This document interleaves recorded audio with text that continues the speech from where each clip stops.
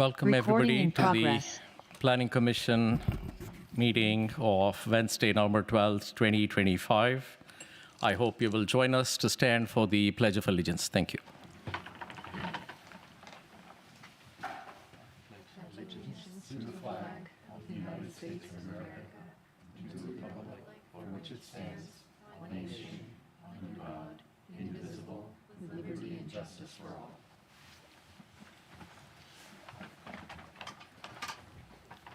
Thank you. Madam City Clerk, may we have the roll call, please? Present. Commissioner Linscott? Here. Commissioner Sharp? Here. Vice Chair Castellano? Present. Chair Rao? Here. Okay, very good. So the first item on the agenda is the approval of the October 28th, 2025 Planning Commission minutes. If commissioners want to take a look, and then if I may have a motion.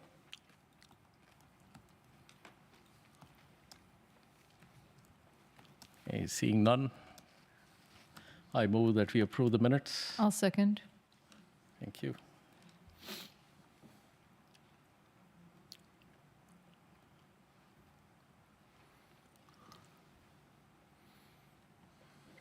The motion carries unanimously. Thank you, Madam City Clerk. I hope we can all see the results of the vote. We couldn't see the results of the vote. Oh, there it is. I guess you got to see the document stamp. All right, very good. So moving on, there's no postponements of the day. So the next item on the agenda is oral communications. This portion of the meeting is reserved for persons wishing to address the commission on any matter within the jurisdiction of the commission and not on the agenda. Speakers are limited to 3 minutes. In most cases, state law will prohibit the commission from making any decisions with respect to a matter not on the agenda. Madam City Clerk, do we have any oral comments? We have one speaker in person, Chair, Jennifer Griffin. Welcome, Jennifer.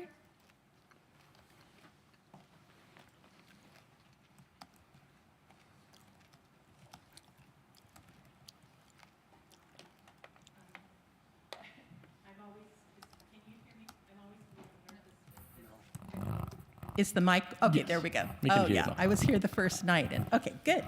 Thank you. We're rolling. Anyway, hi, I'm Jennifer Griffin, longtime resident of Cupertino. And I just wanted to mention a couple of things tonight during oral. As you all are aware, I'm very, very concerned about SB 79, which was one of the Senator Wiener bills, which the governor just signed.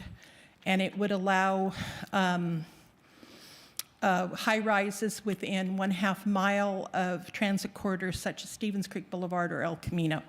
I have great reservations about this bill, as do a number of other people, and I understand there will be forthcoming lawsuits filed against the state for it. One of the things that is concerning to me is that it has been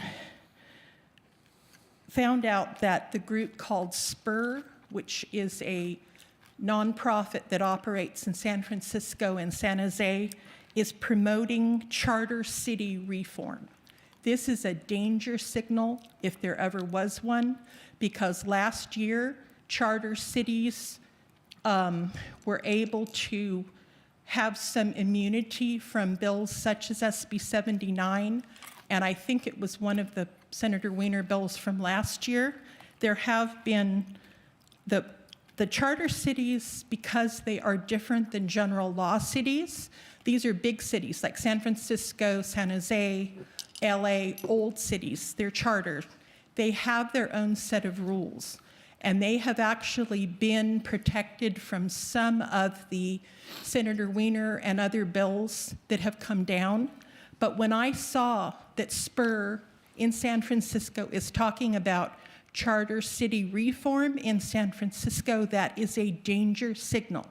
That meant that this retrograde group is promoting, they are saying that charter cities limit housing. That's not true. That is a danger signal. Some of the groups are trying to force cities to change from charter cities. And to me, that's criminal. That is absolutely abhorrent. The other thing that is happening is that the California Chamber of Commerce, this is a state entity, has an initiative for November of 2026 where they are going to try to reform CEQA. They are not happy with what the governor did with Senator Weiner and Assemblymember Wick's awful bills that were used for the trailer bills to kill CEQA. This is what is happening. We need to keep our eyes open. It is dangerous. They want a totalitarian system. Thank you. Thank you, Jennifer. That is your time. Our next speaker is Rhoda Fry. Welcome, Rhoda. Hi, my name is Rhoda Fry, AKA Mom. Once a mom, always a mom. And I've noticed that there are some bike racks around town that are kind of look artsy. But the first thing I thought about when I saw them was that they looked like a child could be entrapped in them quite easily. If you consider building codes on stairs, for instance, the vertical elements have to be a certain width, so a child cannot get entrapped in them. And so today I dropped by the building department and I asked about whether these had been vetted prior to being installed. And the answer was no, and it apparently is not in their purview. However, I think it would be good for the city to do some due diligence prior to moving forward with these before we install any more, because we don't want kids to be entrapped in these things, and we don't want to put the city at risk as well. That also brings to light something else, is that when we've got a really great building department. These guys are very sharp, and they look at developer projects and single-family home projects, etc. But when it comes to city projects, those are happening on their own. So anytime we have a city project, building department's not involved, they don't vet it, and time again, I've seen ADA violations over and over. In fact, right here, these doors here, we didn't have the doors, automatic doors coming in here when this place was built. There was issues with the library, there was issues with the sports center. The list goes on. And of course, I've lived in Cupertino for over 40 years, and I've seen it over and over again. And maybe if we could engage the building department in our city projects, then we wouldn't have these problems. And I am concerned about kiddos getting trapped. So I'm hoping you can do something about that. Thank you. Thank you, Rhoda. We have no speakers in person and no speakers on Zoom, Chair. Thank you, Madam City Clerk. With that, we will close oral communications. Thank you to the members of the public that spoke. We are going to move on to public hearings. Agenda item 2 is the consideration of a new residential development project consisting of 55 townhome condo units and 10 ADUs, so housed within 10 three-story buildings on 3 contiguous parcels totaling 2.72 acres located on the south side of Stevens Creek Boulevard at the present location of the Idlewood Shopping Center United Furniture. And so with that, do we have a staff report? Excuse me, Chair. This is probably a good time to ask to see if there's any ex parte communication. Attorney Wu, are you muted? Oh, I'm sorry. I muted myself. So before staff makes the presentation, perhaps you can ask whether any Thank you, Attorney commissioners- Wu. I'm glad we were able to get you to speak up early in the meeting and make sure you're engaged. If we may have ex parte communications from commissioners. Anyone like to go first? Yes, I met with the developer and have spoken with a few of the residents that live nearby. None? Okay, I did meet with the developer, and I had a chance to drive by the neighborhood and met with a few residents, and also had a chance to ask staff a few questions. And thank you to staff for being able to accommodate my questions. And I think that's about it. Anyone else? Yeah, I did meet with one resident over on East Estates, but not with the developer. Okay, very good. So with that, let's get this rolling. If we have a staff report. Yes, thank you, Chair and members of the Commission. Jean Martyr will be making the lead staff report. I just wanted to have a few comments before we get started. Just as a reminder, this is a housing element site that we're going to be talking about tonight, though The application for the project was submitted under SB 330 before our housing element was certified. So we're looking at a project that differs fairly considerably from what the housing element anticipated in terms of the number of units. This is a townhome project, around 20 units per acre. This was upzoned significantly where the housing element had anticipated over 160 units. So I just want to get that clear if anybody that's aware of a housing element site, why we're talking about the project we are. This was submitted appropriately ahead of the housing element certification in 2024. I also wanted to note as well, because we are aware of some issues that have come up about the existing environmental conditions on the site, that while John and I are here as staff, we do have two members of PlaceWorks, Terry McCracken and Vivian Ka, who have worked on the environmental documents for that. They're attending on Zoom. So as anticipated, when we get to discussing that portion of the project, that they are available and can go into much more detail, I think, than we can. So just wanted to get those things out there. And also the developers team is here. So I think John's presentation may be a little more brief than usual, so we're not overlapping and the developer can cover their own project. So with that, I will turn it over to John. Thank you, Luke. Good evening. John Martyr, Senior Planner with the City of Cupertino's Community Development Department. Yes, I will be presenting a very brief presentation on this project that came in December of 2024. No need to read the subject matter again, just to reiterate that the applicant is Toll Brothers, represented by Nick Kosla, as well as his team that are present in the chambers. A little bit of background. This is the Idlewild Shopping Center, which is, from what I hear, is the official name of the area, or of the retail center. But commonly, at least amongst staff, we just call it the United Furniture Site. So if you see the title of the project has two names, that's the reason why. Again, the background is about 2.6 acres net, and it was built out from what we can find in 1960.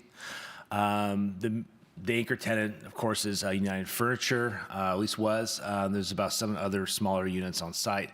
The last business to leave, I believe, was the falafel restaurant that was there on the corner along Stevens Creek Boulevard. And it is within the heart of the city specific plan. So the applications that were submitted, so first, as Luke had acknowledged, that this is a housing element site that had a minimum density of 65 dwelling units an acre with a maximum of 80 dwelling units an acre. This site was rezoned in July 2024 with the housing element certified, I believe, in September of 2024 that year. So with SB 330, as we've seen a number of times within the last couple of years, developers submitted SB 330 pre-applications prior to the housing element adoption to lock in the lower densities. In this case, the application was submitted in February 2024, in which they had 180 days to submit formal applications to continue locking in those pre-housing element development standards as well as fees. So in this case, they locked in a 25 dwelling units an acre, as well as other objective standards in the in the heart of the city specific plan, as well as the zoning ordinance in general plan at that time. A development application was submitted July 31st, 2024. So a little bit about what they're requesting. That title's incorrect. It is a 55-unit townhome project. 10 of those units will have an ADU. 11 of those units will be below market rate, with 6 being median income of AMI, so which is about 100% to 120% AMI, and 5 would be moderate income, which is about 80 to 100% AMI. AMI is the average median income for Santa Clara County in this case. So if you see the site plan on the right side of the slide, you can see how the street grid and whatnot. One of the things to notice about this site plan is that there's about 4 to 5 driveways currently at the site, 2 off of Stevens Creek, and I believe the other 2 to 3 are off East Estates as well as Richwood Drive. This will be reduced down to 1 driveway off East Estates, with no driveways off Richwood or Stevens Creek Boulevard any longer. The resulting density is below what would have been allowed pre-housing element, which is it was around 20.52 dwelling units an acre. The townhome condominiums are split up into 10 three-story buildings that range with units between 2,020 to 2,500 square feet, which is inclusive of that's okay, of garage space as well. This project does qualify for density bonus. So a few of the waivers I'll go through really quickly. The side setbacks on the western side, right adjacent to the Marketplace Shopping Center, the required is about 20 feet 8 inches. They're proposing 10 feet. The rear setback, which is Richwood Drive, the required is 62 feet 2 inches, and the proposed is 9 feet to the building face. Building form, so in the heart of the city, and I believe as well as in the general plan, if you are along Stevens Creek Boulevard and you are developing, adjacent to an already developed residential development, in this case a single family home, there is one parcel that directly abuts it. You have to terrace the building, so it's for every foot high that the building has to be 1.5 feet away. 1.5 feet away from that property line. And so that's the third waiver. And lot coverage. So the required lot coverage is, maximum lot coverage is 40%. They're proposing 43%. Elimination of the retail requirement, as well as certain design standards for common landscaping and open space. So density bonus parking reduction. So density bonus laws allow certain thresholds for parking requirements depending upon the amount of bedrooms per unit. In this case, you have one parking space per studio, from studio to 1 bedroom, 1 space, 1.5 for 2 to 3 bedrooms, and 2.5 parking spaces for 4 or more bedroom units. So all in all, the requirement for this site would be 118 spaces. And what the developer is proposing is 2 enclosed spaces per unit with 9 additional spaces unenclosed, or for a grand total of 119 spaces. And I do want to acknowledge, besides the housing element with AB 2097, because of this vicinity to a high transit corridor and high transit stop, the developer would not be, the city could not require any parking spaces at all for this location. This is the architectural design from a perspective along Stevens Creek Boulevard. The trees are not invisible, but they just are. They're just, they're kind of obscured a little bit to give a sense of what those buildings will look like along Stevens Creek Boulevard. And no, the developer is going to maintain all the street trees in the public right of way, as well as adding their own along the right of both the East Estates as well as Richwood, and adding new street trees along those streets as well. I'll let the developer go more into the design during their presentation. Environmental review, as Luke had mentioned about this being a categorical exemption based on infill development. Even with the known dry cleaning remediation issues on site, we do have PlaceWorks available to speak remotely on that issue if there are further questions. If you do notice, too, I don't recall you bringing this up, but we do have a desk item on here for each commissioner as well as in the lobby. Our consultant PlaceWorks did strengthen a portion of the notice of exemption. That regarding as to the rationale for this being still considered exempt, even though there is dry clean remediation required, actually occurring right now for at least the last 2 or 3 years. And I'll allow PlaceWorks to explain what those modifications are and why they were deemed to be why we needed to strengthen that part of the notice of exemption. It's specifically it's section 4.3 if you're curious. I will say the appendices were not printed out with you guys just because those would be like 800 pages and I didn't feel like wasting paper for that. But if so, we will by the time this goes to council next month, all that will be updated in the council agenda packet. One modification as it relates to environmental remediation is for condition number 7 in the draft development permit resolution. staff did work closely with the county's Department of Environmental Health on an appropriate condition of approval that would tie issuance of building and grading permits to this site based upon the acceptable levels of ground cleanup based upon the acceptable levels for residential development on site. So basically, the big change was if you look at the crossed out section right there, that was removed by the Department of Environmental Health, and they added the underlined section where it says or submit a long-term mitigation monitoring plan approved by the department. Okay.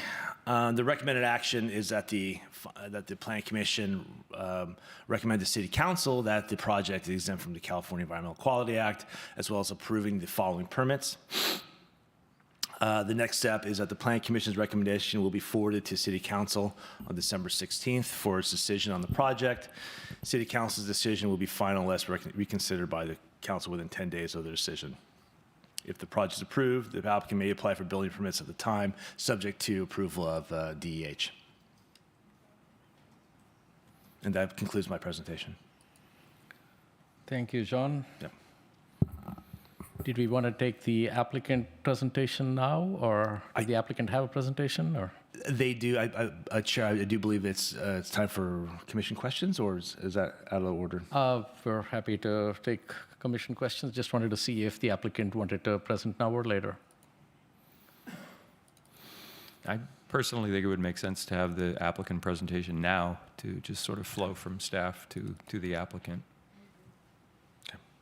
Yeah, we'd welcome hearing from the applicant now, if you'd like to.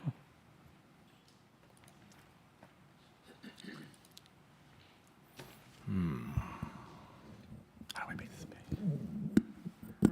Gonna hold this up. Can you guys hear me okay? John, do you have the presentation you can kind of? I do. I'm just trying to figure out how to make it big. There we go. But I think it's good enough. I think it'll go. There we go. Does that work, Nick? Good? Yeah. Great, thank you. Chair Rowe, Vice Chair Kosel-Tron, and members of the commission, my name is Nick Kosel with Toll Brothers. Joined here with me today is Rob Connolly, also with Toll Brothers. And we've got our distinguished consultant team here. We've got our landscape architect, civil architect, our environmental consultant, civil engineer. So we've got the whole team here. So any questions that you have, we're looking forward to hearing them. We also have some folks on Zoom. So we think we have the team here to answer any questions you might have. And just quick thanks to staff. You know, we've been working on this for probably 2 years now, and I think 2 years before that, we were negotiating with the owner, so it's taken us 4 years to get to today, but I'd say the process has been, you know, as smooth as it is better than most cities. So we appreciate all the work that your staff has done. Next slide, please. So I just want to tell you a little bit about Toll Brothers. I think I got like 10 minutes, something like that, 9 minutes now. So Toll Brothers, we've never done a project in your city before. And so we tried to bring, I mean, this is our A+ work. Toll Brothers is active, and it says 24 states, but we're actually active in 26 states. We have a bunch of offices here in California. Our office that in the Bay Area is in Pleasanton, California, just up 680. And we build about 300 to 500 units a year just in the Bay Area. Next slide. So Toll Brothers is very particular about the cities that we work in. We try to go to environments either that we've done work in before, you know, so we're used to staff, we're used to the planning commission, city councils, and always hoping for repeat business. So we're very active right now in Los Gatos, Santa Clara, Sunnyvale, we've done a lot recently, Pleasanton, we have a project in Pacifica of all places, also Santa Cruz. But you know, a lot of our core business is the Peninsula and South Bay area, and that's just kind of what the map shows you. Next slide, please. So here's the project site. I think most folks know where it's at. It's on Stevens Creek Boulevard. Next slide. And here's the site plan. I just want to give you maybe some quick history. So when we originally had started working with staff on this project, the zoning was up to 25 dwelling units per acre. And at that time, you didn't have a certified housing element. So Toll Brothers had the option, for lack of a better word, to go in with a builder's remedy application. Since we're the new folks in town, we didn't want to go that direction just because I know I was on the city council once and I didn't like when people tried to shove things down our throat. So we went with the route of using SB 330 and builder and density bonus law to achieve this project. And we had looked at what the density that the city was looking at the site. And we just thought, if there's some neighbors in here, I don't know if they're in opposition or support of the project, but we thought proposing a 160 unit building, which would be probably about 80 feet, so twice the height on this site, would probably be something that the neighborhood would have some difficulties with. So we tried to make a site that was, we thought, complementary to the neighborhood. I mean, obviously denser than what's there currently, but not as dense as what's kind of going on the other. So we thought, let's just feather in to this community with, there's some height. It's not 80 feet, but there's, I think it's around 40, 45 feet. And in order to get a little bit more density, we added accessory dwelling units. We were able to fit 10 accessory dwelling units into the project, which we can kind of look at what those floor plans and who those would serve. So, it's 55 units, but you're really getting an extra 10 units, so closer to 65 if you include those studios. Next slide, please. And yeah, here's a site plan. I think it's my eyesight's not what it used to be, but the pink dots are where we've included our inclusionary units. So we have 11 below market rate units spread throughout the site. And again, we did our best to try to make sure they weren't all concentrated in one area. So we spread them throughout the site. And our accessory dwelling units, which our architect did a fantastic job creating this whole concept, are embedded within certain of the units. Next slide, please.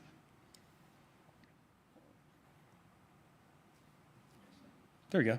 So we have 2 to 4 bedroom units. This is our smallest unit, which is called a carriage unit. We have all side-by-side garages in all of the units versus like a tandem. Because what we found is that when you do a tandem garage, I think everyone knows what that is, right? A car in front of a car. People just use the back of that tandem unit for storage. And we don't have folks actually using their parking spaces. So we were very cognizant of the fact that let's get people into units that are actually going to use the parking within the houses versus people just parking all over the street. And we have an HOA that controls that to make sure that people are using their garages for parking. So this is our smallest unit. This is around, 1,400 square feet. Then we can just flip through these real quick.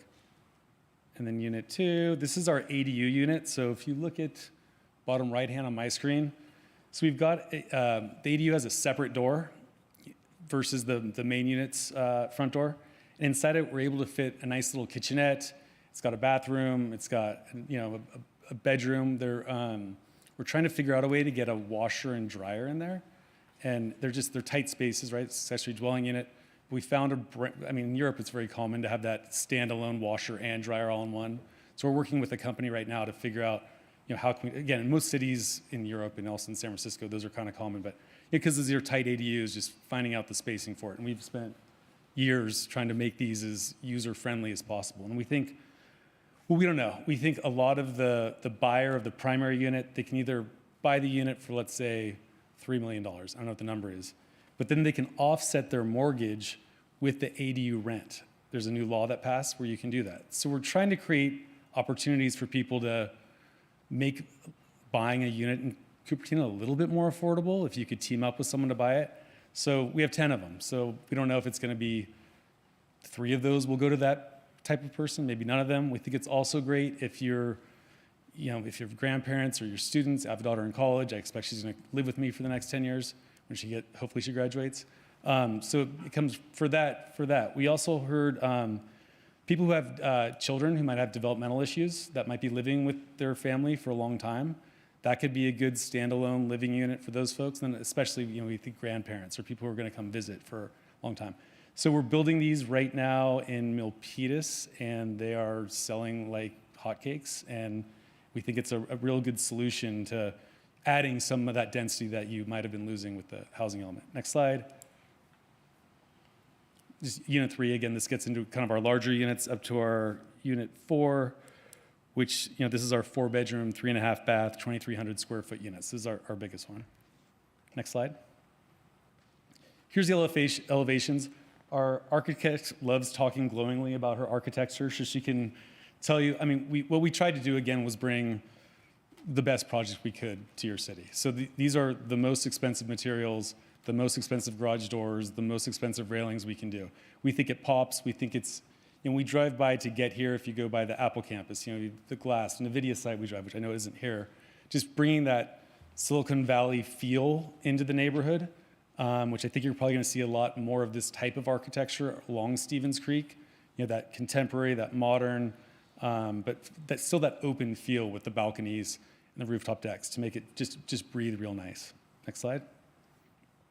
This is my final slide. I know you guys probably have a lot of questions. So this is this is kind of the core of the project. This is our, we have a courtyard, kind of an open space area. If you look at our network of trails, all the trails lead to this central spine of the project where we hope there will be a lot of community gathering. This is where people would have, the birthday parties. You get off work, you come meet here for wine in the morning. Maybe you get there for coffee or whatever it is. We think that this will be a nice little hub to, it's only 55 units. It's not a lot of people, but we think this would be good to accommodate that community feel. So that's my presentation, and I'm welcome to take any questions now, later, if questions for staff. Thank you, Tell me Nick. what to do. I think we will start with questions for staff, so feel free to take your seat. Great. I think we'll work our way through to questions to you eventually. Fantastic. Thank you. Thank you. And so we will open it up to commissioners for any clarifying questions to staff. If anyone has clarifying questions, anyone want to start first? No clarifying questions. Yes, I wanted to ask a little. There's been a lot of community concern about the PCE, and I wanted to understand in the CEQA report, it did not include the latest communications on GeoTracker with the Santa Clara County DEH. So the latest communication that I had read did say that current concentrations of PCE beneath the site exceed the environmental screening level for both commercial and residential land uses by 1 to 2 orders of magnitude, and continue to represent a risk for vapor intrusion. So is there a reason why that wasn't included in the CEQA report? Sure. I mean, so this was, the final draft was right before that letter was issued. We can update the report by the time it goes to council with that added reference to the letter. In fact, I think PlaceWorks already has. If I'm not misunderstanding, regardless of the letters that are included, it still doesn't change the determination of the CEQA determination for infill exemption. And is there a reason why so I think it briefly came upon the screen, the revision to the use permit. Is there a reason why that clause, I think it was number 7, wouldn't be included in some of the other resolutions as well? It's really a matter of redundancy, so this is more for a development permit. So, I mean, it could be in any of the resolutions, but I think the development permit is the main resolution that guides the other divisions, departments, and outside agencies' conditions of approval as well. Like an ASA resolution wouldn't really have this, because it's more focused on design or any type of design changes. Of course, there are still certain conditions, like condition number 1 about accuracy of plan sets, that have to be in all of them, just to ensure that the approvals are internally consistent. But this is the DP resolution is the one that's going to be guiding over the findings for CEQA and whatnot. Okay, thank you. And just as a point of clarification, I did read the CEQA report, and I thought the letter that was referenced was linked in the report, and there was a description of the timeline of events that led up to, I think, the upcoming 2 rebound test intervals. So I believe, if I'm not mistaken, somewhere between page 10 and page 30 of the CEQA report, the reference letter is hyperlinked, so one should be able to click on that and access, or at least see the timeline and chronology of events. Okay, very good. So other commissioner questions? I guess we dove right in, but I was just going to make one very quick clarifying comment, just because we have a lot of members of the public attending. So I just want to reiterate what I think staff said and what I heard the applicant say as well, which is this site is currently zoned at 65 unit to 80 unit per acre. Is that right? Correct. Okay. And this is about a 2.7 acre lot? 2.6 net, yes. Okay, so not doing the math here on the fly, but that is about 80, that's easily about 200 units at least without the density bonus? Correct. And you throw on what, 50% density bonus? Well, depending on the affordability of the units. Okay, so this site could be up to 300 units as per current zoning, is that right? And no parking. And you're getting ahead of me. Sorry. So just to clarify for those from the neighborhood and other residents that are here, we have a site that is currently zoned to allow for up to 300 units as allowed on that site, and up to 7 floors? It's 70 feet. The 70 R4 feet. zoning 70 feet, even without density bonus. So density bonus, you could exceed 70, but R4 is 70 feet. The housing element anticipated 163 total units, but you're correct. It could have been much more than that, Okay. How high could you go with the density bonus? depending on the levels of affordability. There could be literally no cap, depending on the project. Okay. So just to clarify for all of the residents that are here, we are talking about choices and what is the choice the neighborhood would like to see, what the community would like to see, how we would like to see it, and those choices are basically, if this application moves ahead, we have the project that we do, which is 55 unit townhomes. If this project does not move ahead, state law prohibits us from downzoning the site, is that right? That is correct. And so any change in this project site would mean that you have to build a minimum of 65 units per acre on this site. So just want to set that context. And then the other part was the parking. So I think staff mentioned AB 2097. What is the criteria? I thought the criteria for AB 2097 was intersecting routes at 15-minute intervals. Correct. Yeah, within a half mile. And do we have that at this location? We do. What would that location be? Multiple. So between Dianza College and the Santa Clara border, all of Stevens Creek Boulevard is pretty much within that threshold. I see. So the routes on Stevens Creek would qualify as some 15-minute interval, some part of the day. Yes. Presumably peak hours. Okay. Okay. And so just to clarify again, that means a future replacement application could potentially get away with no parking at this location. Okay. All right. Very good. Just wanted to clarify that. And then to expand on this a little bit, is the consultant going to present anything to us? I know there's been a lot of CEQA-related topic questions. No presentation, but they are willing to answer any questions you might have as it relates to the notice of exemption, the process of infill. Okay. I'll pause there and let our other commissioners get into their questions.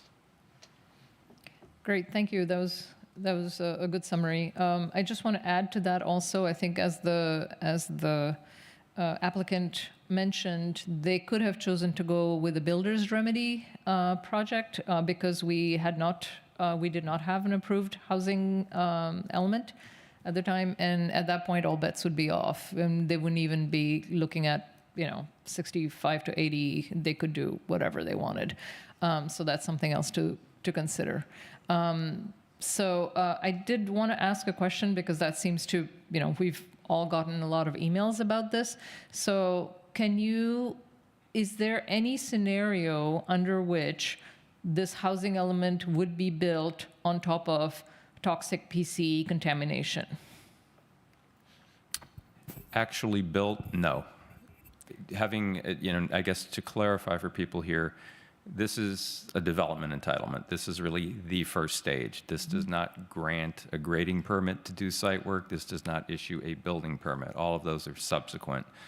The way this condition is currently drafted, yes, it is categorically exempt from CEQA under Class 32 for infill development. But the oversight agency is the County Department of Environmental Health, who's already working on remediation on this site. I believe there's 2 extraction wells currently there, so you have a cleaning process underway. They are the oversight agency for that piece of the cleanup, and all permits that would actually allow work to occur on the site are going to be subject to their issuance that they're satisfied that the site is adequately cleaned and or being monitored into the future. So it's conceivable on projects like this, where this is very common, where you could get an entitlement and then have some time pass, a year, 2 years, 5 years, where until the cleanup thresholds are met, only then can we as the city issue grading or building permits. So if the entitlement goes forward in the next month or two with council approval, that does not enable site work to occur until the county is satisfied. And again, they are the oversight agency, not Cal EPA or Department of Toxic Substances Control or the Regional Water Quality Board, which is also an indication that if the toxins or the environmental cleanup were more serious, either of those two agencies would be the lead on the cleanup, not the county. Okay, so just to summarize that, there is no scenario under which any building would be built where people could live before this contamination is cleaned up. Correct. Even if we approve it today, even if the council approves it, nothing is going to get built on there until the contamination is cleared up. That is correct. Okay, thank you. The second question I had was, it's state law that single-family homes and multifamily homes of up to 3 stories have to provide solar or possibility of solar and EV hookups in their garages, and I didn't see that in any of the plans, so I just wanted to ask a question about that, either from you or the applicant, if you could clarify if that's going to be provided. Commissioner, thank you for the question. Yes, so we're right now, it's funny you say that, because so there will be solar on the entire project. The big question for us becomes, does our home buyer prefer to lease it or to own it? So per state law, we're going to plumb for solar. Right now, our architect's actually working on where exactly the solar is going to go to meet the state requirement. And then for Toll Brothers and for our buyers, it's just, would you rather have a lease program or a sale? There's pros and cons to each, just because the price of solar has gone dramatically up. So there will be solar. And then same thing for the EV, for the car chargers. So all the garages will be plumbed for a car charger. But then it just depends if you have a Rivian or a Tesla or a Chevy Volt, what specific car charger the customer, our home buyers want, they will decide what type of charger they get. But yes, they will have car charging and PV. We can answer all this stuff. Thank you. Okay, thank you, Commissioner Litzkog. Other questions at a clarifying level from other commissioners? Vice Chair? I had another follow-up question on the remediation. So the idea that the site would be fully remediated for contamination, does that mean that it would then have a vapor intrusion mitigation system installed, or would it actually be fully remediated? I think you would have the option. It's going to be to the county's satisfaction. There are sites where you have the vapor intrusion layers, and you have monitoring going on for a defined period of time where you're doing testing to ensure that you're not going to get any seepage that could get up into a living area, or in some cases, you completely remove the contaminant. In either case, you're going to have the county have to meet whatever threshold they define. So it could be either of those two. Those are the most common methods. And if it was the VIM system, would the residents be notified before they purchase the? I would be sure, yes, that you're having an existing condition like that on site. All right, thank you. Thank you, Vice Chair. Other questions from commissioners? So I had a couple of more clarifying questions. So in the renderings, I saw that the trees were new trees on the street frontage on the Stevens Creek Boulevard side. However, there are existing mature trees there. Is there a reason that these mature trees are being taken down and replaced? No, the street trees on Stevens Creek are being maintained. Okay. And can the applicant confirm that? Because I've heard discussion about the fire department requiring changes in the street trees. Yeah, if I may. Yeah, so the existing street trees are staying, but we're also planting another row of trees in addition to those trees. So there'll be your existing street trees, but then we're also planting on the other side of the sidewalk another row of trees. So Very good. It's kind of overkill to your point, but I think it'll look additional trees are never overkill. So. I think, yeah, I think it'll look fantastic. Yeah. Wonderful. But just and so just want to confirm there's no removal of trees planned, is there, on this? There's 0 trees out there now. There's, I think, the only trees that are out there now between us and I think you got a letter of support from our commercial neighbor. They have probably 40, I'm going to say, very mature trees that are separating the 2 properties. All of those will remain. And then we're planting an additional, I think, 80 trees on the site. So it's going to be a lot more green than it is now. Through the chair, Nick, can you clarify? I think the chair was referring to maybe possibly on East Estates and Richwood. Will there be a removal and replacement of those street trees? My landscape architect is saying yes. Okay, can we know why those trees are being replaced? I believe because Public Works told us to. Right. Yeah. And do we know why? Either the change of species, or I believe as well as the health of the trees. If the landscape architect has further information about that, I'll defer to him. This is Roman. He's great. I don't know if I can live up to that. Yes, to answer your question, Public Works asked that those trees be removed due to several factors, one being the health of the trees and a different species of trees based on the street tree criteria. There's new street tree criteria based on species. And then I also want to clarify for the second row of trees on Stevens Creek, that's part of the heart of the city specific plan. So those trees are a triangulated pattern as much as possible, given the fact that the existing trees will stay. So that's why there's a second row. And can you clarify what type of trees are going to be replacing the existing mature trees? Because that is an area with very sparse tree coverage right now. The canopy on that side is fairly far spread apart. And so I'm concerned about losing mature trees and then starting over again. That sets us back by possibly years. I'd have to check, but I believe they're coleoterias, but I'll have to check. And to the staff, is this a policy that the city has that if the existing street trees do not meet current preferred street trees, we're asking for replacement? We have several other projects happening on Stevens Creek. More based on the health of the trees as well. A lot of these trees, street trees, are planted in a way where they didn't have a lot of either the roots cannot expand or they're over concreted. Like if you look on Ridgewood and the East Estates, I believe you see a lot of pushing up of the sidewalks and whatnot. So they weren't planted according to good urban forest standards. So in this case, these trees will be removed, and then when the developer redoes a sidewalk and the street frontage along that area, they're going to accommodate better urban forestry standards to ensure, or minimize the amount of push up on the sidewalks as well as healthy root growth. Very good. And would you like to comment on what kind of trees the property will be adding? We want to make sure that the canopy is going to be sufficiently green enough for our new projects. I know we've had a few projects that chose to do certain types of trees that really did not provide the greenery we would have liked to see, replacing in particular oak trees in the past. So would you comment on what kind of trees these net new trees would be? Are you referring to the street trees or trees within the project itself? You might comment on both. Well, we have a variety of trees that we're proposing. Some are native California species, but it's based on climate. And in certain conditions, we have a lot of shade on one side of the building, so we have a certain amount of trees that we would tolerate shade conditions, and then we provide some trees that would tolerate more sun. So it's a variety of deciduous, evergreen, a few native California species. But given the site itself, a lot of the California native species just get way too big for that particular situation. But we do the best we can and try and propose as many as possible.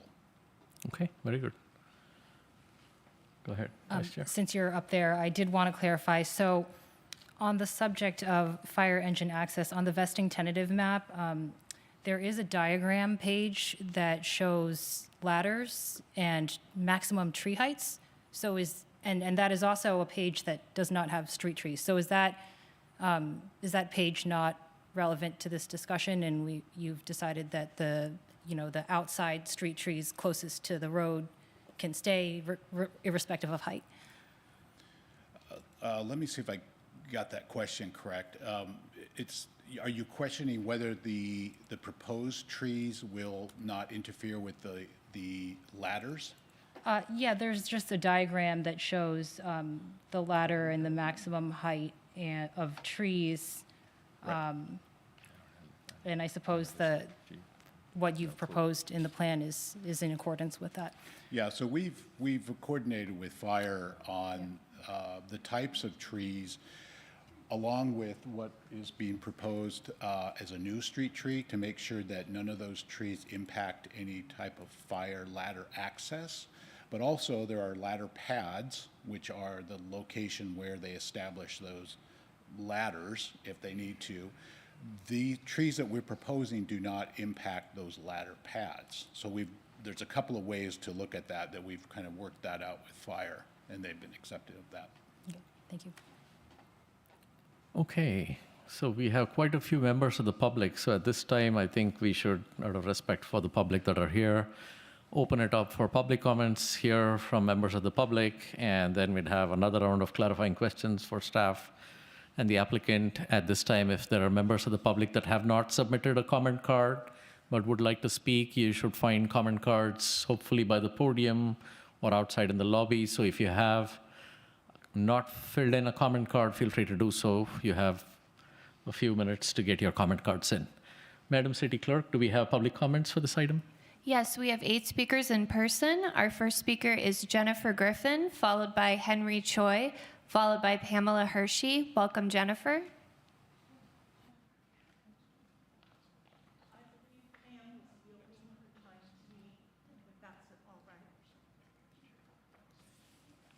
I believe Pam Hershey indicated to me that she's going to yield her time. Is that her question had been answered? I don't know the protocol for that. In all the 25 years I've come here, I've never had time yielded to me, so. Yes, I believe you. Pam need to come up, or? No, I think it should be fine. Go ahead. Okay, thank you. I appreciate that. First of all, let me commend the staff and the builders for all the hard work that they have done. Sorry, I'm going to have to pause you. I think the member of the public yielded time to the speaker, so do we want to double the time for the speaker? Yes, it should be 6 minutes. So it should be 6 yeah. minutes? Thank you. I'm so flattered someone yielded time to me. They really like me. Okay. Thank you. Whoops. Oh, we're not. Okay, we're good to go. Yes, I'll just start out and say thanks to the staff and to the developer for all the hard work to make sure that this project exceeds Cupertino's expectations. I have been very, very critical in the past of the housing bills, as you know. And we are kind of like, we've got all these eggs in one basket. We have to make the best of it. So I think that I appreciate the fact that Heart of the City is being respected in this development. I appreciate that there will be 2 rows of trees. Now we're down to 2 minutes and 35 seconds. How did that happen? Okay. You can cut off 20 seconds if you want to. Okay, here we go. Anyway, I'm glad that we've got 2 rows of trees. That's very, very nice. I hope that we're going to have a lot of green leaf here, because Heart of the City is something that is uniquely Cupertino. Lots of people have worked very, very hard to make sure that this corridor in Cupertino has its look and feel. And I'm very proud. I have spent 25 to 26 years of my life in this city working on Heart of the City. And I'm glad to see that it's respected. I had a few other questions. The situation with the ADUs, I know that some of the I think there are 10 units of the main townhouses that are going to become available for restricted income. How does that work when they have an ADU on that project? I don't think it's appropriate that if the owner is getting the unit and is income restricted, he should not be allowed to rent the ADU at full market rate. This is going to need to be monitored. You don't get it both ways. So if the owner is coming in under income restricted, the city needs to make sure that that ADU is rented in an affordable manner. Maybe the city needs to take that the ADUs probably should be deed restricted on these units to make sure that no one, I don't want them to become Airbnbs. We don't want people, there's a lot of people in this city that need affordable housing, but I don't want anybody to get a free ride and take advantage just because they have restricted income that they get to rent that ADU out for $2,500 a month. It doesn't work like that. So I haven't heard anybody talking about this situation, but they are below market rate units, and we need to, I mean, frankly, I think it would have been better use if the developer had not used the ADUs and had put in another 5 to 6 townhouses. They would have made more profit, probably. I think this is a poor use of the ADUs on this type of project. The other thing is, too, I will say, these units are 4 stories. You need to have elevators available. I have gout. I cannot walk up. My husband had to drop me off tonight because my gout's been acting up. I cannot walk up a staircase. You are having people that are purchasing these properties with multi-generations in them. I have a 93-year-old mother. She can walk up 1 staircase. My mother-in-law is 90. She cannot get down out of her chair. So think very, very much about putting in elevators in some of these 4 stories. That is a lot of staircases. What if you're pregnant? What if you've broken your leg? You have little children. No one has discussed the school districts. How many children are coming out of these units? I know someone's going to say we can't talk about that, but we need to know for planning purposes, are these kids going to be going to which elementary, et cetera, et cetera? And please, no bright red and yellow colors. That is very disharmonious, and it is a distraction if you're driving down Stevens Creek Boulevard. I'm very concerned about the loss of retail. Also, we need to have these plans available to the public. I know we have that dumb rule where the public can't see the drawings, but we need to have some of that available before we go to City Council.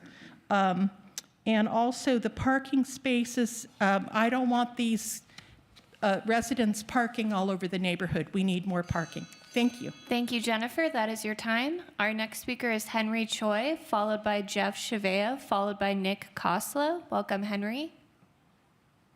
Good evening. I'm a resident of the Richwood Drive neighborhood. Several of us are here tonight. We actually had a few huddles for coming here. I am going to be speaking on the parking concerns, which is pretty obvious. The combined, the Richwood Drive and the East Estates Drive, as you've been there, is about 60 households, and each household is allowed about 2 cars. So this 55 units plus 10 ADU will spill over about the same number of cars on the street. Spillover parking is a real concern, as you can appreciate. So our ask on parking is pretty simple after huddling. We ask, 1, that the developer increase the number of parking from currently 2.15 to 3 per household. And 2, we ask that we put a physical barrier from the East Estate side onto the Richwood or the other side of the East Estates. Put a physical barrier so that cars cannot directly drive from the new development into the neighboring 2 streets. The form of the physical barrier can be doesn't have to be concrete barrier or barricade, can be anything that just prevents the traffic in that direction. It could even include miniature parking or gathering space that the developer has shown in picture concept. We believe this will be not only ameliorate the parking consideration, but also boost the ambience and the neighborhood gathering potential of that very spot, and will be beneficial for the nearby restaurants and shops as well. Thank you. Thank you, Henry. Our next speaker is Jeff Chavea, followed by Nick Kosla, followed by Peggy Griffin. Welcome, Jeff. Thank you. I've never heard my name pronounced that French-like. Jeff Shaver, real simple. I'm an East Estates resident for the past 31 years. I'm basically speaking a lot of the same information that Henry just spoke. My main concern is about the parking. Currently on East Estates, there are south of Richwood, there are 35 homes, and I did a count one evening last week that there were 58 ungaraged cars. All those 35 homes have two-car garages, yet there were 58 ungaraged cars, which works out to be 1.6 ungaraged cars per household. So if you look at the new development, 55 houses, people in Cupertino like to store stuff in their garage and park their cars outside of the garage in a lot of instances. So applying the 55 houses plus 10 ADUs, that's a potential at the same rate of 104 more ungaraged cars, which would flow over onto East Estates and Richwood. Plus, there, on the way over here, I counted 27 cars in the parking lot that were from the gas station that are kind of permanent residents of that parking lot right now. The cars are permanent residents, not people. So that's a potential of 131 cars spilling over onto East Estates in Richwood. So as Henry was pointing out, my ask is for more parking from the developer, if at all possible. Thank you. Thank you, Jeff. Our next speaker is Nick Kosla, followed by Peggy Griffin, followed by Sunil Satner. Welcome, Nick. I'm not sure if this was intended. Yeah, I don't, some cities you're required to put, some cities you're not. So I'll yield my 3 minutes if someone else wants. Thank you. Yeah, you will get more than 3 minutes. Our next speaker is Peggy Griffin, followed by Sunil Satner, followed by Prabil Bhattacharya. Welcome, Peggy. Good evening. I'm going to use the overhead, if I can, please. Good evening, planning commissioners and staff. I actually enjoyed reading the staff report. I liked the footnotes. I liked the links to documents that are referred to. And I like the explanation of all these new laws that take away all the general plans. That said, I'm really disappointed that there was no mention of the contamination and the process. I think that should have been, and the documents that were missing. This is the site, and the geo-tracker has it still open under remediation, which you've discussed. The letter that was mentioned by Vice Chair staff on October 20th of this year, Gian said that the staff report was already written, but 20 days later, he had 20 days to read this, and he was copied on this. It said, the DEH does not agree with this statement that it will protect future occupants living in the site. So they disagree with it. So this was significant, this letter. That said, the Planning Commission is asked to approve a development permit and a use permit because you have to have a use to have the residential. And you're supposed to say that it will not be detrimental to the public health and safety. How can you say that when it's like this? If you can put a clause that says that it has to be mitigated before the permit can be issued, that would be good. Something, don't just say, yeah, everyone's going to take care of it. Put it in writing. Make it legal. That said, there was no mention of public law art. This is a central intersection and area, and I hope that there's public art instead of in lieu fees. The other thing I haven't asked for is, because we're short 2 BMR building, we're short 2 moderate, and these are the BMR units that they're producing. Can the city subsidize 2? Like, just 2 with the BMR funds and put it in an agreement. The developer wouldn't lose the money, the city would get, there would be 0 in total numbers of BMR. Thank you, Anyway, Peggy. thank you. That is your time. Our next speaker is Sunil Satner, followed by Prabal Bhattacharya, followed by Rhoda Fry. Welcome, Sunil. Thank you. My name is Sunil Satnur. I'm a resident of Richwood Drive, Cupertino resident for the last 15 years. I'm concerned about the waivers that are being requested as part of this plan. I think they are a little bit excessive. The proposed plan is asking for elimination of retail on a mixed-use site. I have seen other proposals around Cupertino that are also going the same route, taking mixed-use parcels and zoning it to only housing. If each mixed-use zone in the city is converted to purely residential, it will result in loss of retail for the city. And I know we want to be fiscally resilient as a city, and I'm very concerned about that. So I strongly encourage the city to encourage mixed use on this property. The setback on Richwood Drive being requested, I'm a resident of Richwood Drive, is only 9 feet. I think it is going to be very intrusive, kind of oppositional to the theme of like single-family homes. Just imagine like a tall building just 9 feet away from the setback.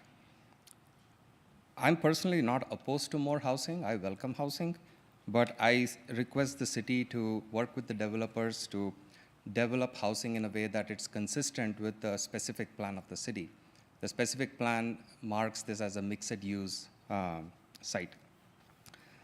I'm also very worried about the overflow parking, like several of my fellow residents have spoken about.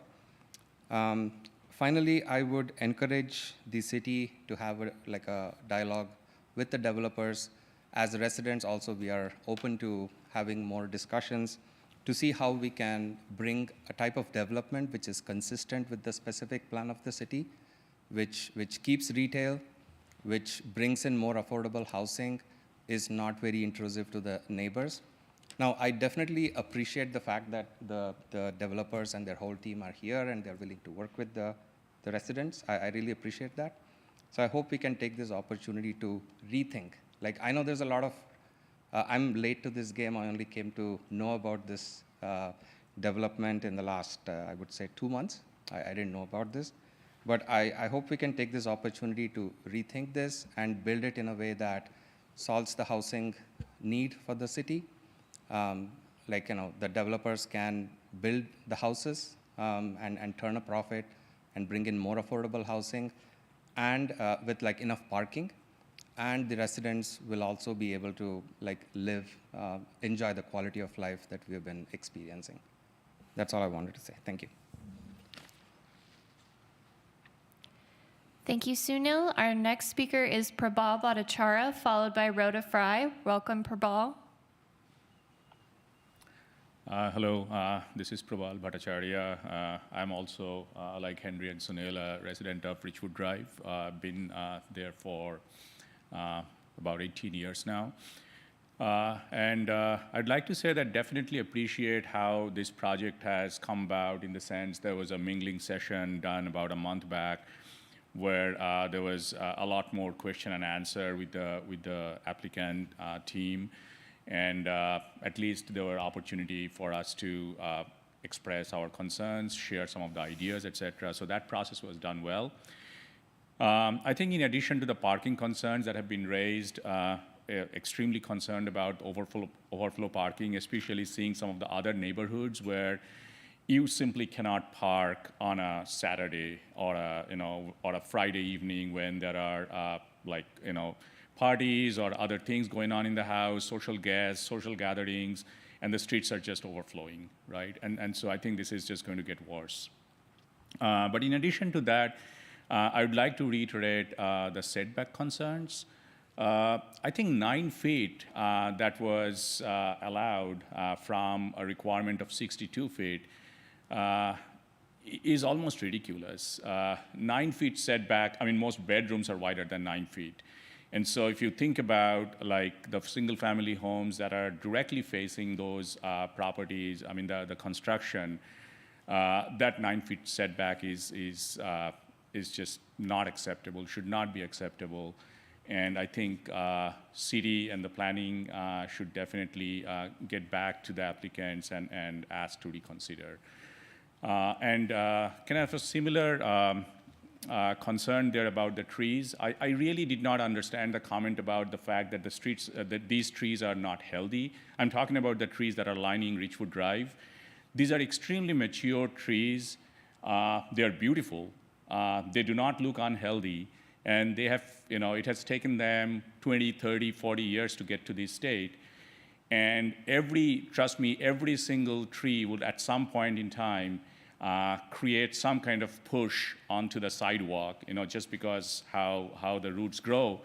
And it's very disheartening to see that we will be taking these mature trees down and plant new trees, which again would create privacy concern, because for those trees to get to the mature state will take another 15 to 20 years, if not more. Thank you. Thank you, Prabal. And our next speaker is Rhoda Fry. Welcome, Rhoda. Hi, good evening. I agree with previous statements, lots of retail, need for real BMR, public art, parking, privacy issues, setbacks. I really think that this meeting has been called prematurely. Adding condition 7 without notice just isn't okay. Were meeting materials provided in accordance with the Brown Act? Now I'm going to do a deep dive on the pollution issues. State records show that the applicant has been not responsive to the County Department of Environmental Health, even simple and repeated requests, like at least 3 times, for a perjury statement. Simple stuff. But then there's the really tough stuff. The pollution issue looks really bad. Remediation has not commenced, and there's no agreement as to how it will be done or whether it's even economically feasible. There's a mountain of documents on the state website, and I ask yourselves whether you can, in good conscience, waive CEQA for this project. We can't have more fenced-in blight in our city. There's a childcare facility within a stone's throw. My understanding is that ministerial-type projects cannot have a history of contamination. They just can't. So I have to wonder whether it can even be an SB 330 project. Furthermore, it appears that this project is on the Cortese list. And any project that is on the Cortese list has to have CEQA. So I urge you to deny the CEQA exemption and to engage the services of a legal expert before exempting CEQA. And, we owe it to the residents, and we also owe it to protect our city from legal action. I wound up, as you may know, I've been very involved with pollution issues in the city and the county also, all sorts of pollution, including getting an ordinance passed in the county for groundwater pollution. Anyway, I was at a BACMed meeting, so that was during COVID. There was people testifying who lived at Bayview. Generations of cancer, people dying young, people dying sick, people being sick, very sick. And it's just not worth it to be We got to get this remediated. We got to get it right. Deny the CEQA exemption. Please. Thank you.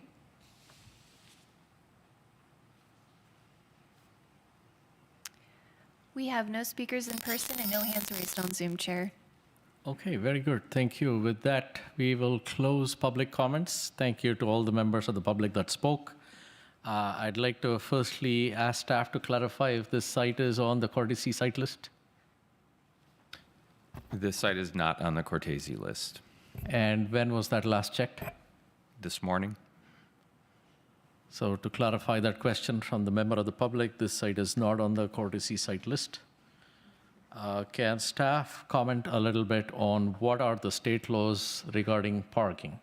If you might take a little time to explain in simple terms for members of the public, what are our constraints that we're dealing with coming from the state as far as parking, and what could be the options for parking here? Sure, and there's a few different state laws. I think the one that the applicant is exercising has to do with density bonus, which density bonus has its parking regulations are typically decoupled from the rest of the municipal code's parking standards. In this case, as stated previously in one of my slides, as well as a staff report, that we cannot, if this is a qualifying density bonus project, the city cannot require anything more restrictive than what's allowed in the density bonus law. Going back also with AB 2097, which I still, even with the SB 330, I still believe this project will qualify due to the timing of the submission. If I may interrupt staff and ask you to maybe simplify it for members of the public, they may not know what is AB 2097. So if you might step back and explain the constraints that the city is dealing with on this matter. I mean to interrupt. AB 2097 applies to residential and commercial developments. I think the only exception are hotels. So it's really just your location. And as John had said earlier, the majority of the Stevens Creek corridor is the one area in the city of Cupertino where AB 2097 applies. I think it went into effect January 2023. So what it essentially says is cities cannot require parking, period, unless you're a hotel or some other project that qualifies. But commercial or residential, you cannot require parking if they are within that area of being near a stop that has the 15-minute lead times. So that's really the end of that. But I mean, this project too is also, I believe, having 2 parking spaces per unit, not for the ADUs, and has, I think, 9 guest parking spaces. So you're looking at 119 on-site spaces, which is certainly more than we could see under another residential project. And if you might comment a little bit further, I know historically part of CEQA initial studies were traffic studies, and part of that may have been parking studies. Is traffic and parking a consideration in CEQA anymore as per state law?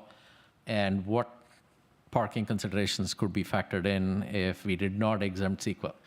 Okay, well, I guess the project is exempt from CEQA, as we've discussed, but parking going way back often got looked in CEQA documents. Traffic did through what was called level of service analysis, which is essentially what was the degree of delay people were experiencing on roadways and how much was the project adding to that. That standard changed, I think, in 2017 to vehicle miles traveled, which is tied more to air quality and environmental measures, where you're looking at what is the additional traffic or vehicle miles tripped being added by projects.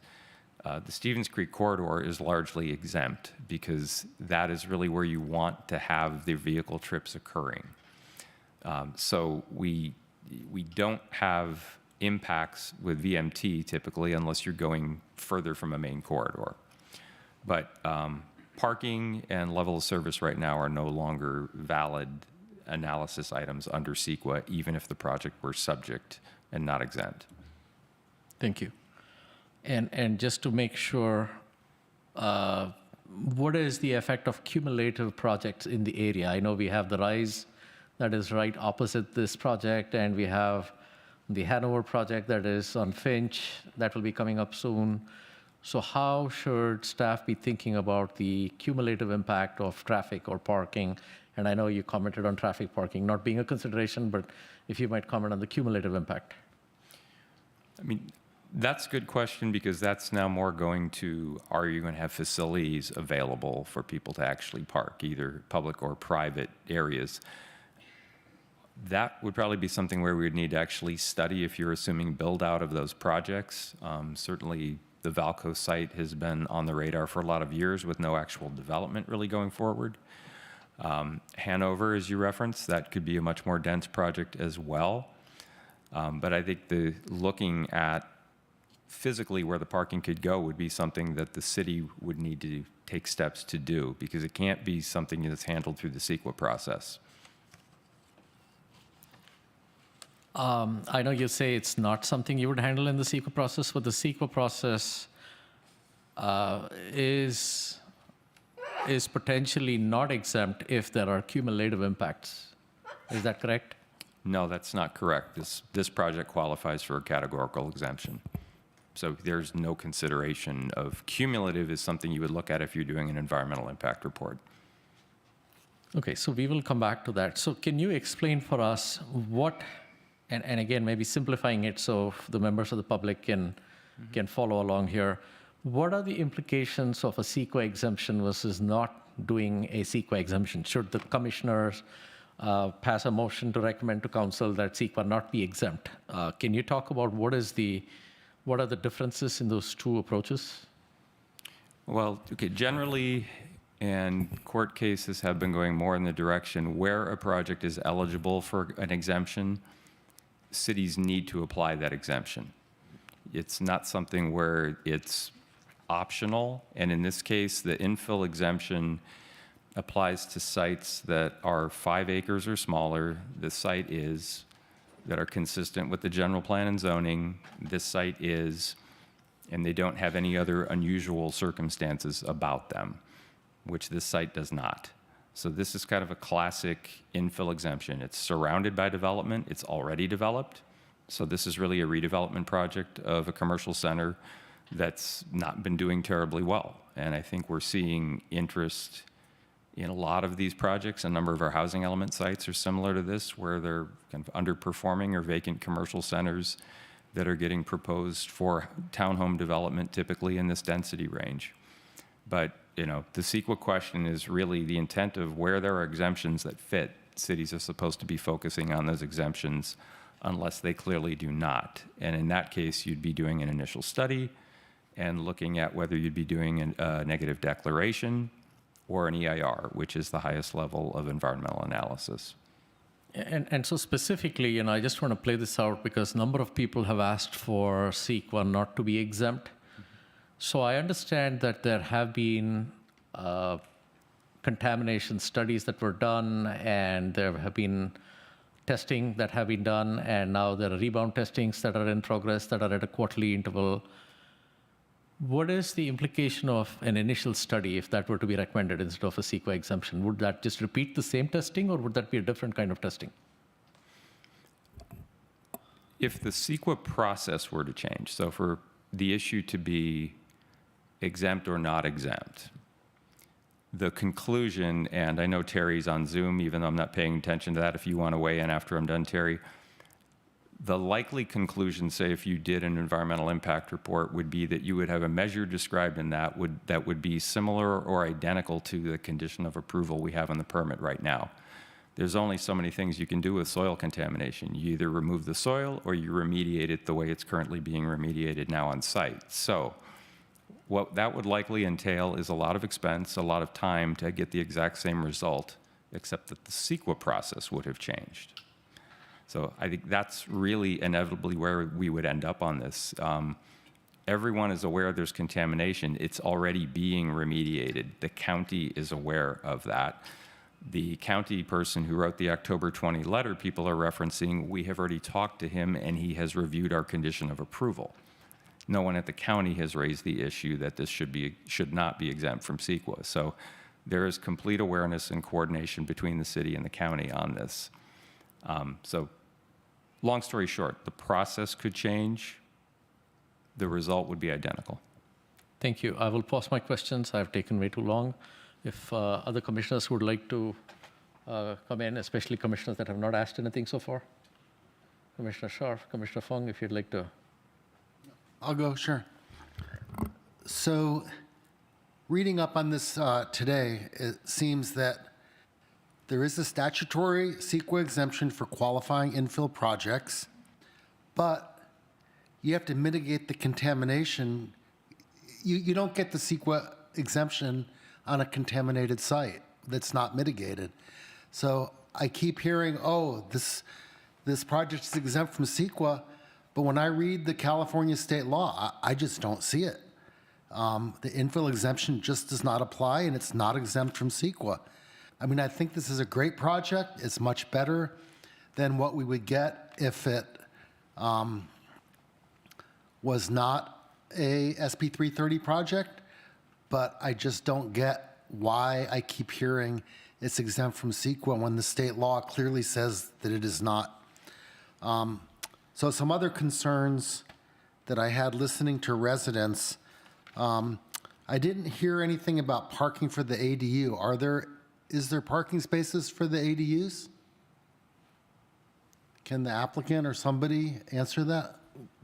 I'll answer for what the city can't require, which is we can't. Well, I know we can't require it. I'm just asking if the project plans And have that it. should be a question for the applicant, if they're going to designate any. So could the applicant answer, besides the garage spaces, are there parking spaces for the ADUs, and are there guest spaces as well? Are we opening it back up or whatever? Okay, great. Thank you for the question. Again, we have our environmental consultant here if you wanted to have further dialogue about the environmental condition. And just to clarify, our company builds these projects all throughout California. Very common to get an exemption because the CEQA process, just so everyone understands, is different than the actual cleanup process. And, fortunately, we are redeveloping the site because if we weren't, it would never be cleaned up. So the remediation that's ongoing, that's a state process that goes through the county, separate from the actual CEQA process, which I think was trying to be described. So, and quite frankly, again, we've built these sites all over the place. No one's ever gotten sick. There's never been any kind of concern with that. It's fully disclosed to your question about, there's disclosures in the HOA.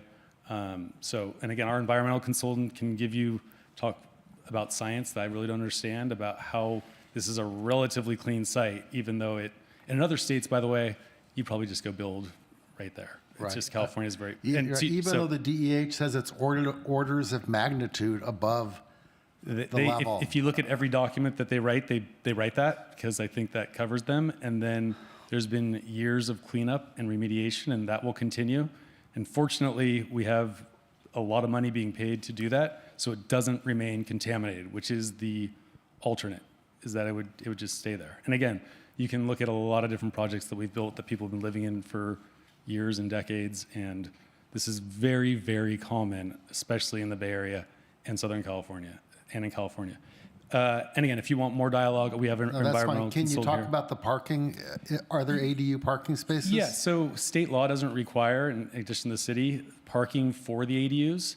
And I think what we found is, well, one, we're not required to do any parking. Your specific question, we do have 9 guest spaces.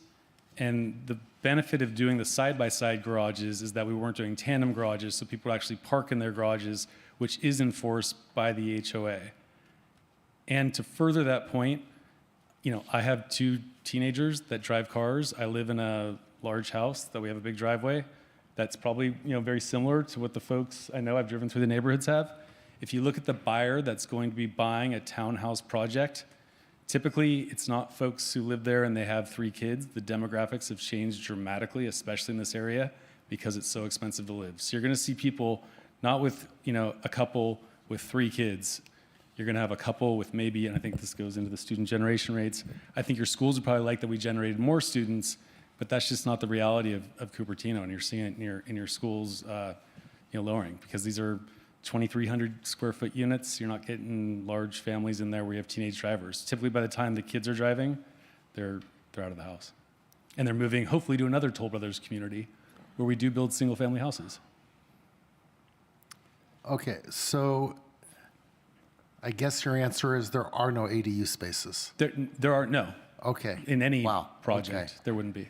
But there's 9 guest spaces. There's 9 guest spaces, correct, and all the side-by-side garages for all the units. So how would you require that an owner park in their garages and not on the adjoining streets?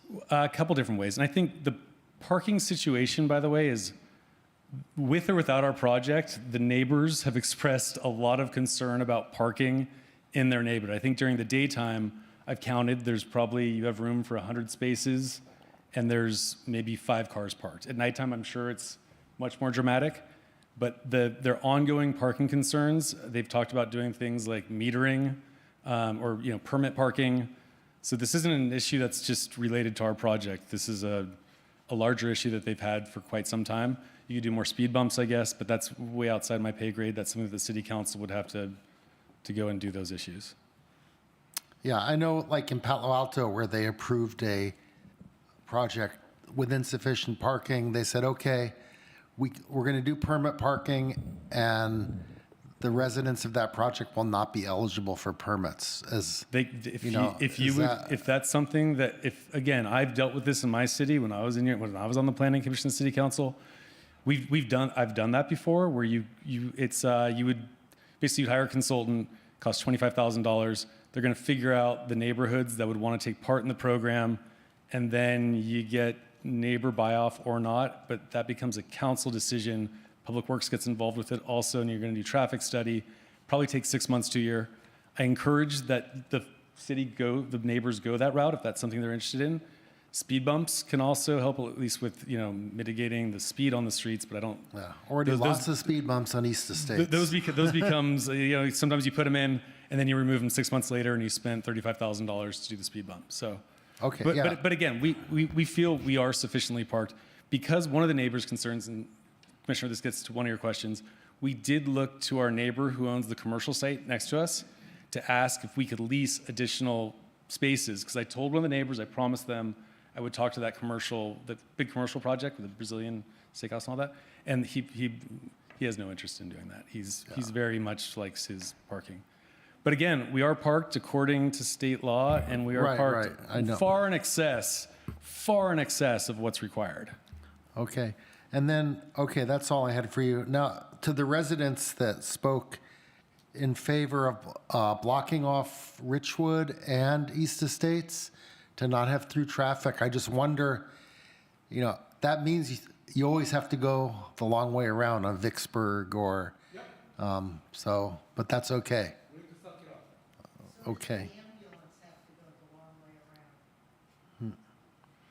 Okay. And then the one resident spoke about the setbacks, and yeah, I agree, those setbacks are ridiculously small, but unfortunately, the developer gets unlimited waivers on a density bonus project, and they're taking advantage of them. I know on the Summerhill project where it was over by Pizza Hut, Staples, and Fontana's, the developer willingly increased the setback from the adjoining neighbors on the next street over, but that's something they voluntarily did. It was not something that the city could require, unfortunately. So we can't mandate that.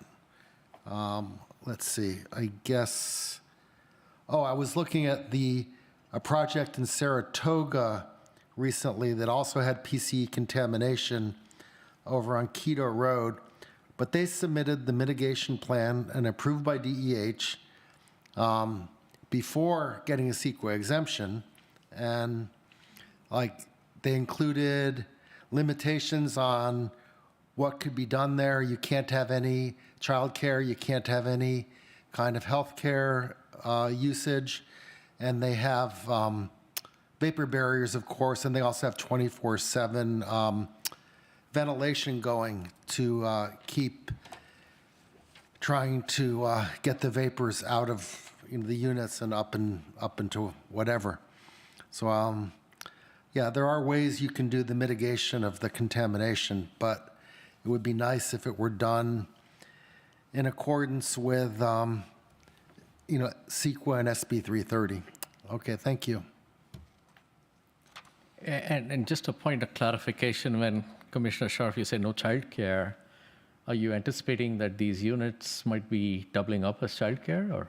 No, it's just, sometimes people do, in-home childcare.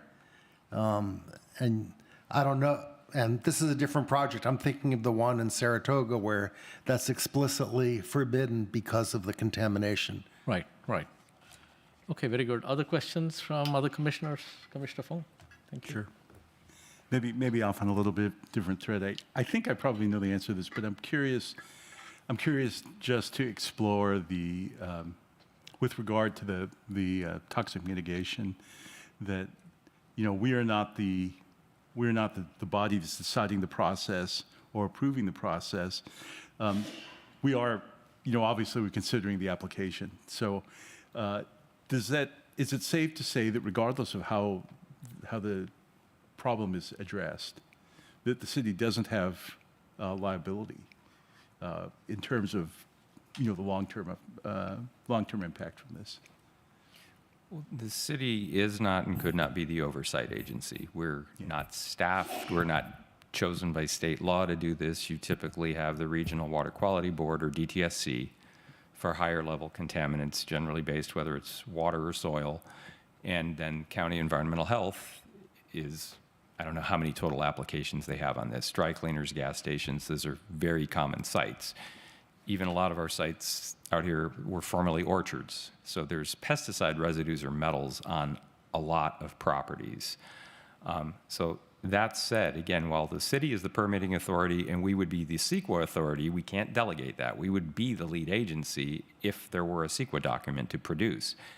Even if we did one, an EIR, the county would still be the oversight agency on this aspect of environmental cleanup.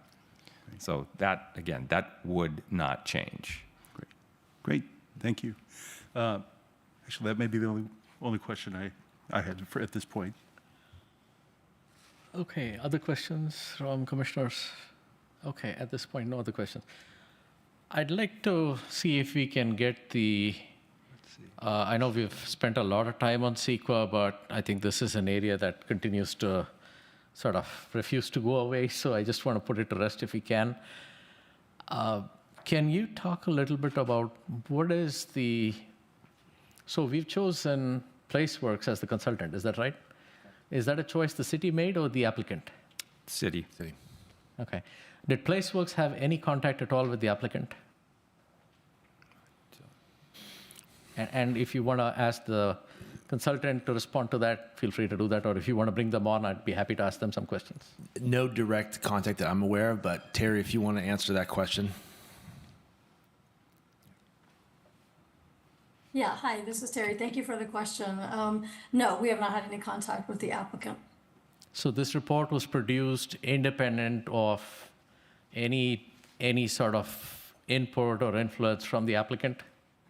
That's correct. Okay. And can PlaceWorks comment on how many of these CEQA type reports you may have done?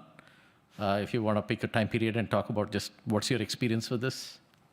Well, I've been doing this for 20 years, and I don't have a number of how many I've done, but it's a lot.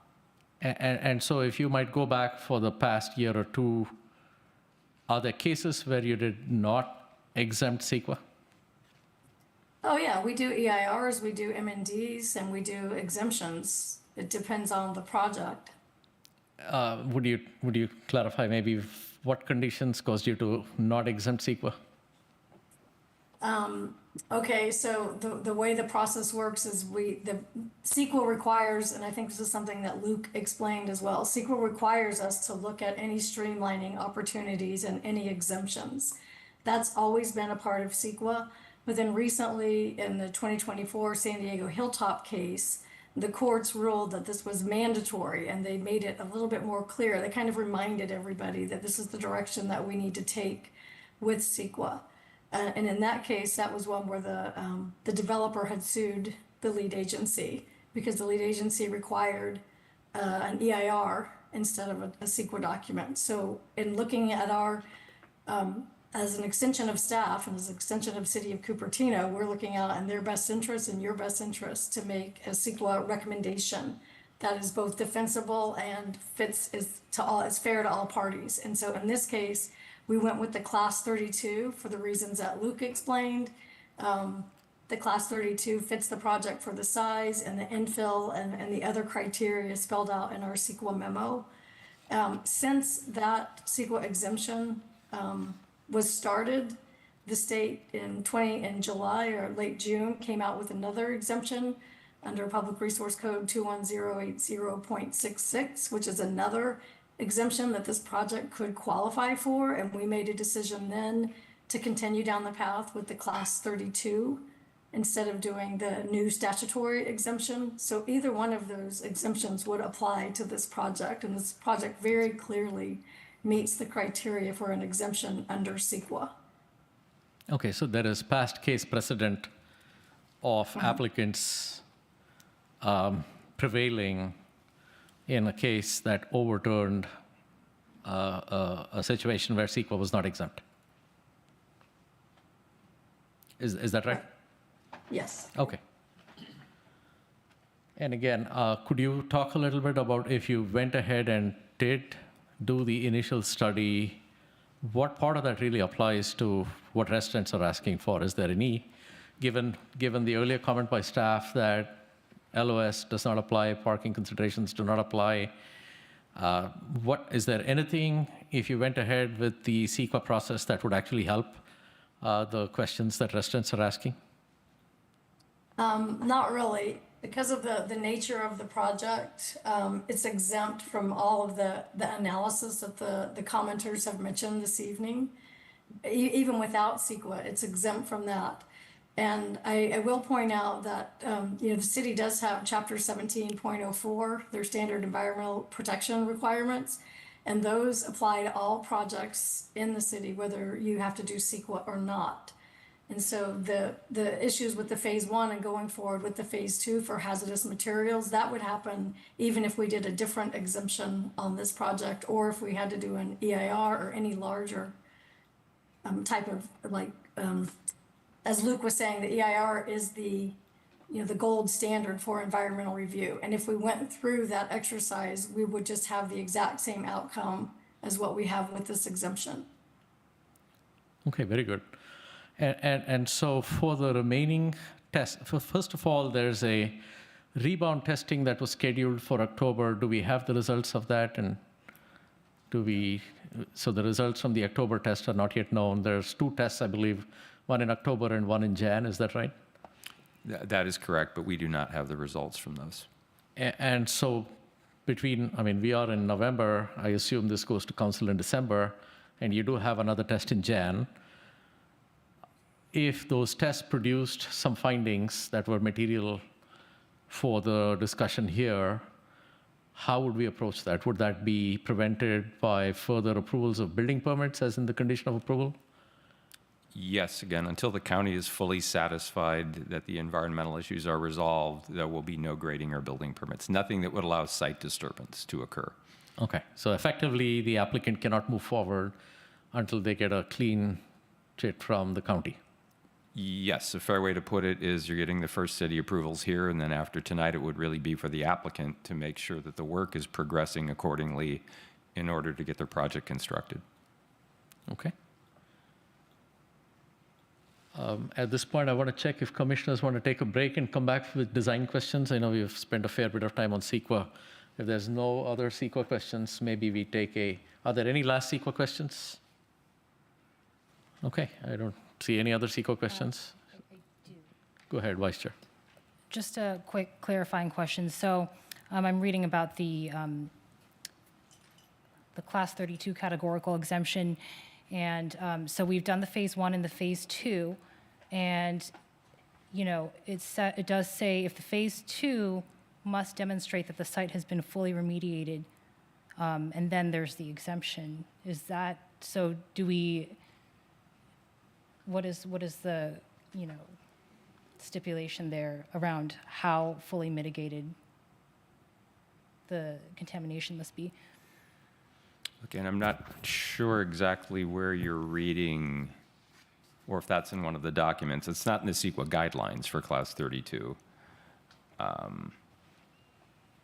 Is there a need for project design plans for mitigation to be shown in the design plans? Well, I guess another thing is since this project is exempt, there are no mitigations. Mitigations are only done where you have an impact under CEQA. So this is, again, remediating the site to the satisfaction of the county, which, again, could be going through vapor intrusion, could be going through actual testing to see if those levels are below the thresholds. The county, you're really getting in now the science of cleaning the site, not a CEQA process. I mean, CEQA in many ways is just, it's its own process. It's not really dealing with the science. You're having now people who are engineers looking at these levels to make sure the site is adequately cleaned. And that is not going to get issued until the county is satisfied with that, and the city will be notified per our condition of approval. So while they're the oversight authority, the city is not going to be unaware of what they do. We would need to bless that as well. Thank you. And if I may add to that, not only does the site need to clear the environmental inspections, but there is future controlled REC. There are institutional controls that will be put in place. The applicant and the future property management will need to allow access at any time to the county for inspections, and mitigation may be required from those future ICs. Does Placeworks want to comment on what a future IC process looks like if you have expertise in that space? I'm not sure if I understand the question, but I think that might be a better question for NGO, the engineer. But I'm not sure if I understood the question. Thank you. We will let the geoengineer from the applicant answer. Yes, please. Yeah, thank you. So once the DEH is comfortable with the proposed development moving forward, it could be under a scenario which remediation has been completed and residential screening levels are met, or it could be under a condition where vapor intrusion mitigation systems are needed, in which case an institutional control would be set up to limit folks from interrupting the vapor intrusion mitigation systems, such as preventing folks from cutting through the slab, turning off systems, et cetera. Does that answer the question? Yes, and so at that point, is it the role of the HOA to mitigate if any issues were found, or is it the role of the individual homeowners? How does the process play out if there were issues found through the ICs? Right, so the site will always be under the purview of the Santa Clara County DEH, as long as there is a perceived issue still. So if the site continues to exhibit concentrations beneath the slab that exceed residential criteria, some sort of periodic reporting will be required to the DEH, and they will require some assurance that the systems are operating as designed. So that could be in the form of sensors that are showing that the proper vacuum is being maintained beneath the slabs. It could be periodic monitoring. There's a lot of different ways that could be done. Thank you.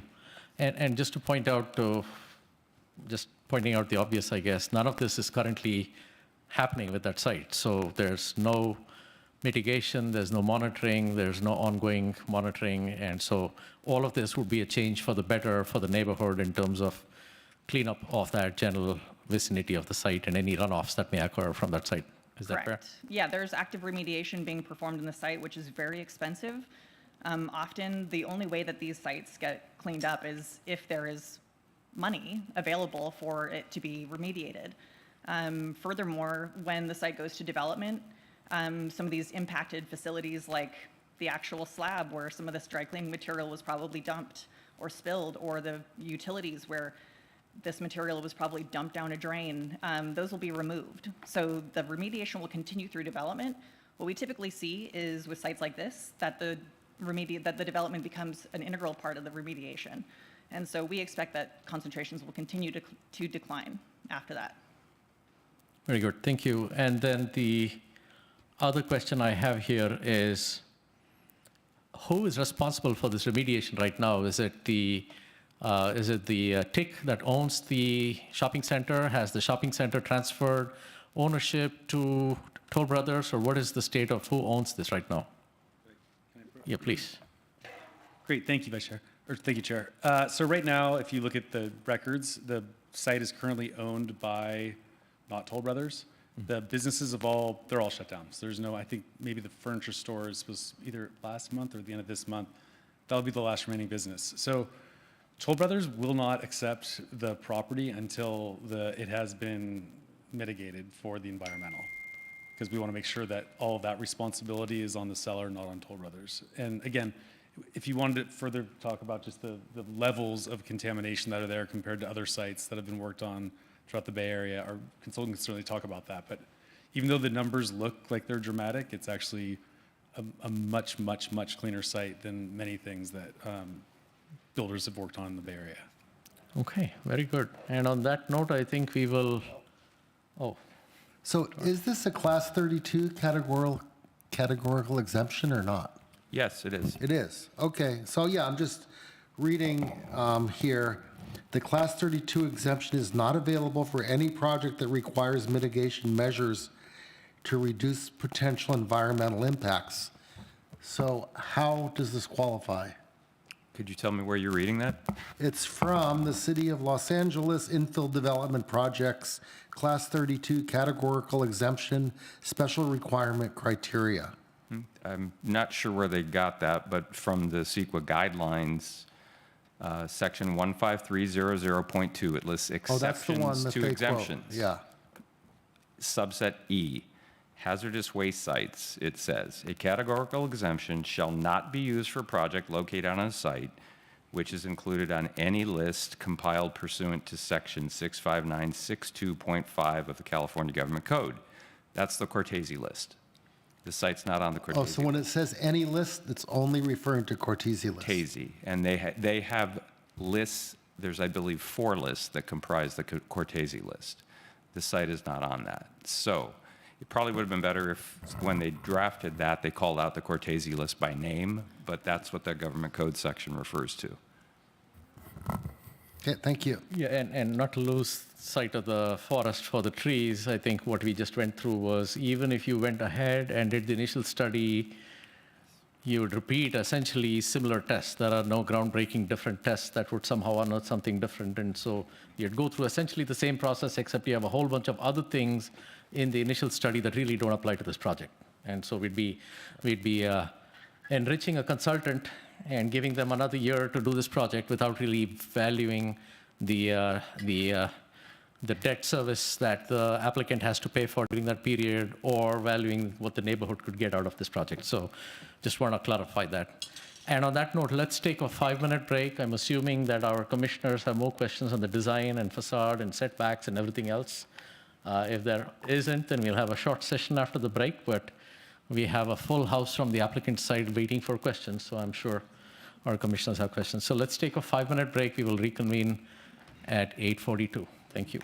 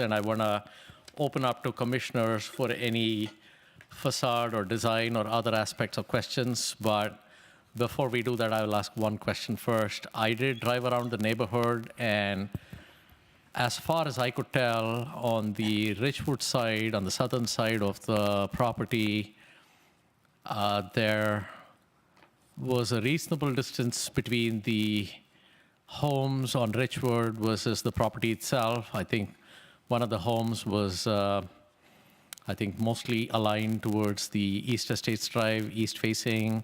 There were other homes that were west-facing on Richwood. So I believe there was one home on Richwood that actually directly faced this property on the southern side. So I think that there's just something to that I just want to point out. And but with that, maybe we will ask the question on setbacks. You know, why do we have a 62 feet setback? Is there any observation staff have on, you know, what is the relevance of the 62 feet setback? And is it common, if you can think about our other applicants that we have recently heard, what sort of setbacks have we had with those projects, if you might, I don't mean to test your memory here, but. I mean, offhand, I can't name one that's met the 62-foot setback. It's, you know, it's meant, so the rear setback is, I believe, envisioned. This is an unusual site where you have three sides of the property along a right-of-way, correct? So the rear setback is not necessarily adjacent to a residential or abutting a residential property. It's against the street. You know, having a 60-foot setback along the Richwood Drive is probably a little excessive, and having something that's actually closer to 11, which is actually 11 feet, not 9 feet, is probably more in line with, you know, urban design standards for this density of housing along the street, having a nice enclosure and whatnot. Hopefully that answers your question. Yes, I think so. Were there any ways that staff explored maybe a slightly larger setback, or is there anything else such as privacy hedges that would help mitigate residents' concerns? I know the applicant along the adjoining property with the single-family home maintain a 26-foot setback, which is probably more than what they have along that neighborhood for any adjoining single-family homes. You know, for two single-family homes, you could be as close as 5 feet. They maintained a 26-foot setback, as well as adding plenty of privacy mitigation plantings, such as trees and good neighbor fences and whatnot. If I could just jump in, I'm sorry, Chair. I was talking to the applicant, and apparently there was someone on their team that wanted to speak to the CEQA issue, which I know we've now moved on from, but if you felt it important for them to get on the record, I would like to have given them a chance. I understand their hand had been raised on Zoom, and I was not aware of that, so. Oh, yes, thank you. I would welcome the opportunity for the applicant's team to comment if they would like, and I'd request Madam City Clerk to advise us if members of the consultant team or the applicant team wish to speak with their hand raised on Zoom. Thank you. If we may let them. I believe, was this Alicia? Yes. Thank you so much, Chair, members of the Planning Commission. I'm Alicia Guerra with Buckhalter. Sorry, we're having a hard time hearing you. If you might speak up a little bit. Sure, sorry. Can you hear me now? Barely. If you might get closer to the microphone and. Okay. I'm close to the microphone and have my volume turned up. Can you hear me now? Is there a way the video team can increase the volume in the room? Is that? I don't believe we've had a remote oral comment or a remote public comment, so this might be the first time we're testing the audio from the speakers. Perhaps the video team can raise volume on the speakers.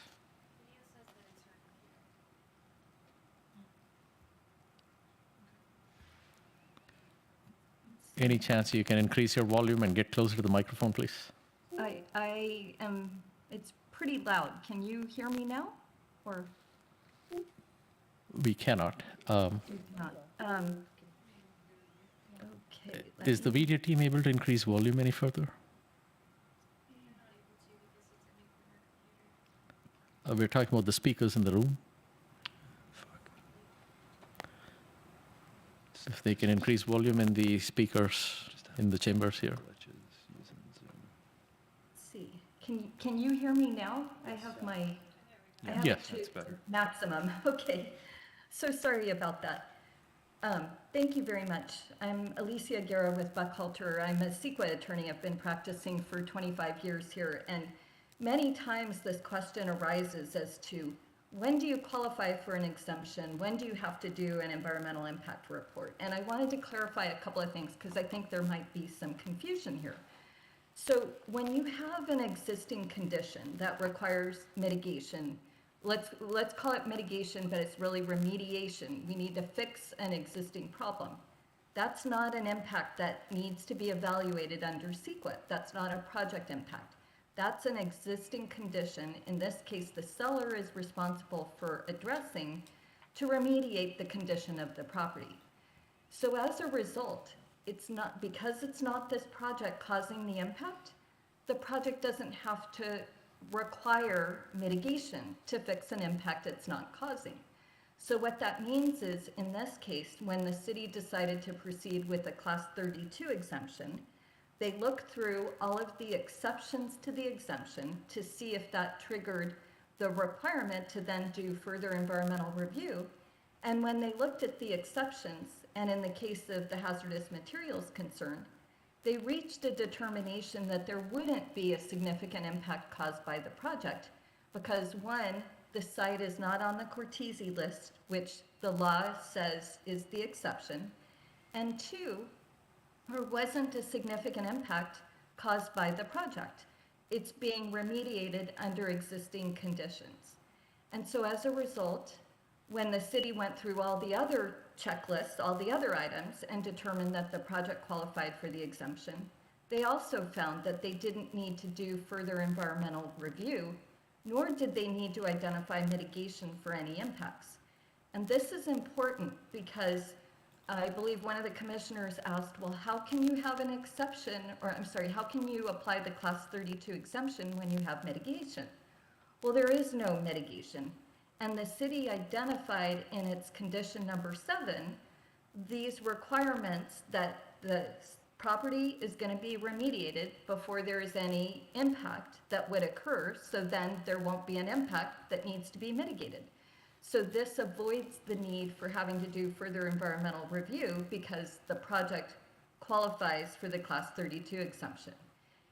Additionally, and this is also important, two other things, and then I'll stop giving a CEQA explanation here. But the second thing is, this is all based on science. It's actually based on what we call substantial evidence. And we have a bunch of technical reports that NGO prepared that had the phase 1 environmental site assessment that gave all of this background and said, here's how it's going to be addressed, here what the conditions are, and here's how we're going to address them. And the seller's going to address them before there's any development. In addition, we have regulatory agencies like the County Environmental Health, and they do this all the time. They identify the way that it's going to be fixed by the seller or the party that caused the contamination, and then they give a developer, in this case residential, and Toll Brothers, as Mr. Kosla indicated, does this all the time. They record deed restrictions on the property, or what we call land use covenants.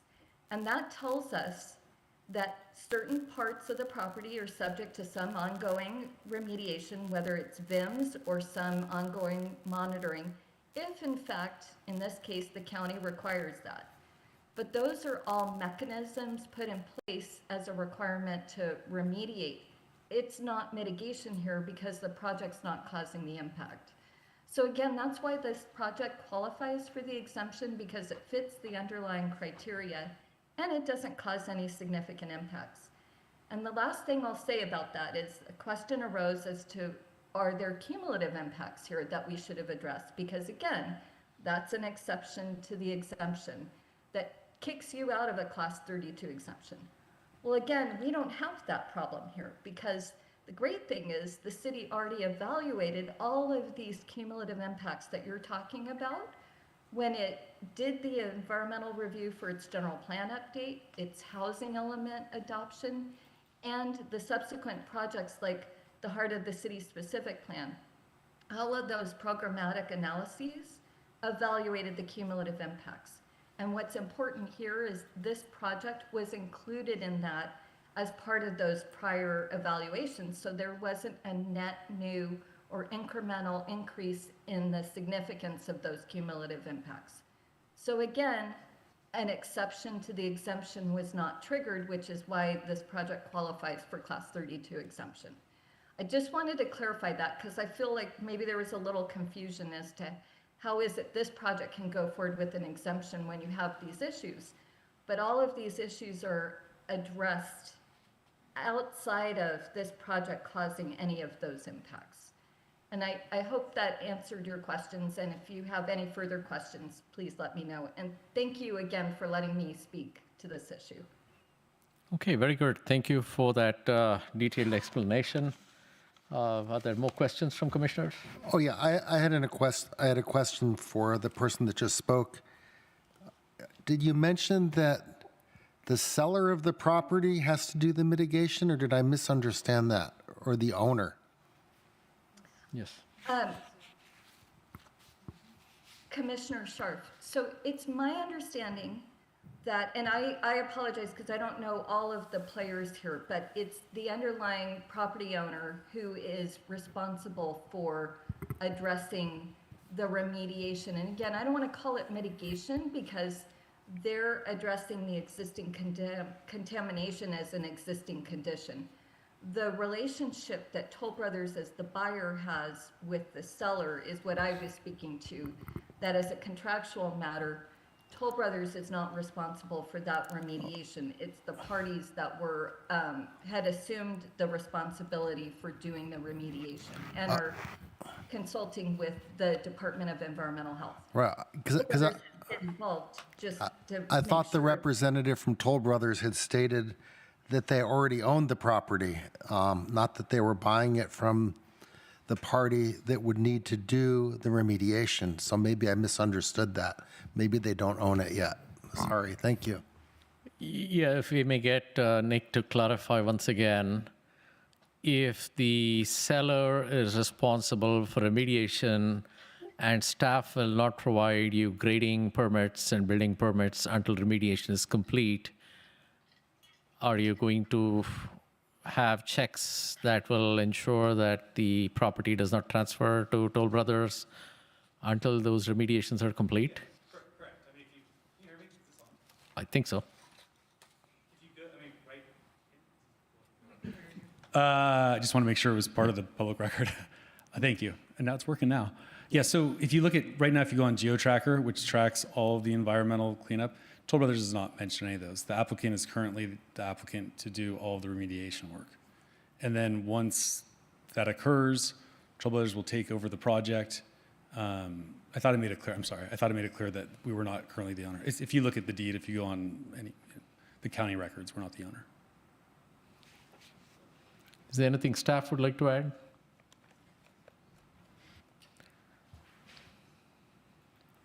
No, I'm just sorry that earlier before Alicia spoke, I think she nailed the key of CEQA, is that CEQA looks at the impacts, if any, caused by the project. And this is clearly an existing condition. It's something that's been there well before the applicant came on board. So that's yet another reason that this is not, remediation is a separate act happening independent of your project. It was already there. SEEK was analyzing the impact that our project is creating. This issue was already there prior to us. And we just, again, thank you for that. We just want to make sure that was part of the public record, that finite detail. So thank you. Yeah, and I think it brings back the comment by the member of the public to defer approvals until after the remediation rebound testing has completed and shown that remediation is in fact been effective. So is there any reason we are having this hearing before Jan when those 2 successive 6-month rebound tests would complete? No, I think this is actually the appropriate time where you see things like this go forward, because again, there is nothing that could be done to begin your project until you have the cleanup that has occurred. I'd say it's not the same issue, but so this project will either get denied or approved, hopefully gets approved. Once we get approved, I can't go build it to have a structural engineer say that the buildings can support what's going there. I can't build the project until, I mean, if this gets approved, which I hope it does, you're looking at years more of not just the environmental. Structural engineer is going to have to come in and say, yes, all the beams can support the project for health and safety. Fire is going to have to sign off, which we've already got them to sign off, but the final document saying, yeah, all the hydrants are working, all the water's working. So this is one of 10 or 20 different things that after hopefully we get approved, we go through your building department. I mean, that's why development takes so long. So there's a lot more checks and balances. You know, this is kind of just the first step in a number of steps to make sure that the project is safe for all the folks who move there. Okay, Thank you. very good. Any other questions, Commissioner Scharf? All right, good. Oh, I have one question. on CEQA? Not on CEQA. Okay, so we're going to transition out of CEQA and focus on other parts. So if commissioners have questions on anything else beyond CEQA, setbacks, or any other aspects. Thank you. Vice Chair? Yes, so I really, did want to see if there was a way we can accommodate the residents' ask for more parking. And I am looking at the fire turnout diagram. And, there are, I guess I have two questions. One is that there are areas of pavement that are not fully necessary for the turning of the vehicle. I'm wondering if those could be made into additional parking spots. And then the second question is for residents that own the house, could they potentially park in front of their own garage? And because they're not blocking anyone but themselves, and then that might help alleviate some of the parking bottleneck. Two great, if I may, Chair. Yes, please. Thank you. So to answer, so if you look at the places where you think would be great for parking, which I agree, one, there's the issue of fire trucks have to be able to do turnouts. So this took us probably 8 months to work out all the fire requirements. So if, let's say, even though the fire truck will probably never come in here, they need to have free and clear access. With regards to driveways, we have an additional, I think, 4 space, I don't know, I need glasses, but we have an additional 4 parking spots that are in driveways that could be for guest parking for the folks who live there. And if I were to buy a unit in there, that's probably the one I would buy if I had extra children. So you essentially have 9, 10, 11, 12, 13 spots. If we could find more parking on the site, because we've heard those concerns, we certainly would. And we've exhausted trying to talk to neighbors, but that's the situation we're in. Would residents be allowed to park in front of their own garage? There's no, yes, for just those the 2 driveways that can accommodate cars, correct. But otherwise, the drive aisle is too small to park a car. And there'll be red curbs to make sure that parked cars don't come in there. Because, again, another sign off that we need is the fire has already preliminary signed off on this, but they need to have clear access for the fire trucks. Okay, sorry. And where are the extra parking, the 3 or 4 parking spots that you mentioned? Okay, if you look at East Estates, Okay. look at the unit to the way left. There's an L shape or a candy cane kind of. Yes, I see it. So there's there. And then if you look across the street, we have another parcel that could accommodate parking. Got it. Thank you. Is there a way the applicant can project? Can they put it up on that? Oh, yeah. Yeah, shouldn't be seeing anything. I might need Rob for this. Okay, there we go. Yep, Oh, we you can. see it? Yep. See that? Yeah, so can you see my hand too? Oh, that's great. So we've got this space right here. And then we've got these parking spaces here. So we've got a few. So we've got this space here, we've got these 2 spaces here, and then we've got these 2 spaces here. So it's an additional 6 spaces. And are those parking spots or what? They're driveways. So to answer the question, could people park in their driveways? Those units could have parking access, but there isn't space on the other, the drive aisles. The driveways are just too small. It's a good question, though. Can I ask a question of staff?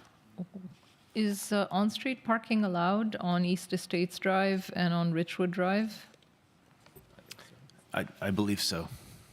So as I'm looking at Richwood Drive, it looks like, if I go back to the map, most of it does not face the house. The 10129 Estates Drive, it basically faces their side fence.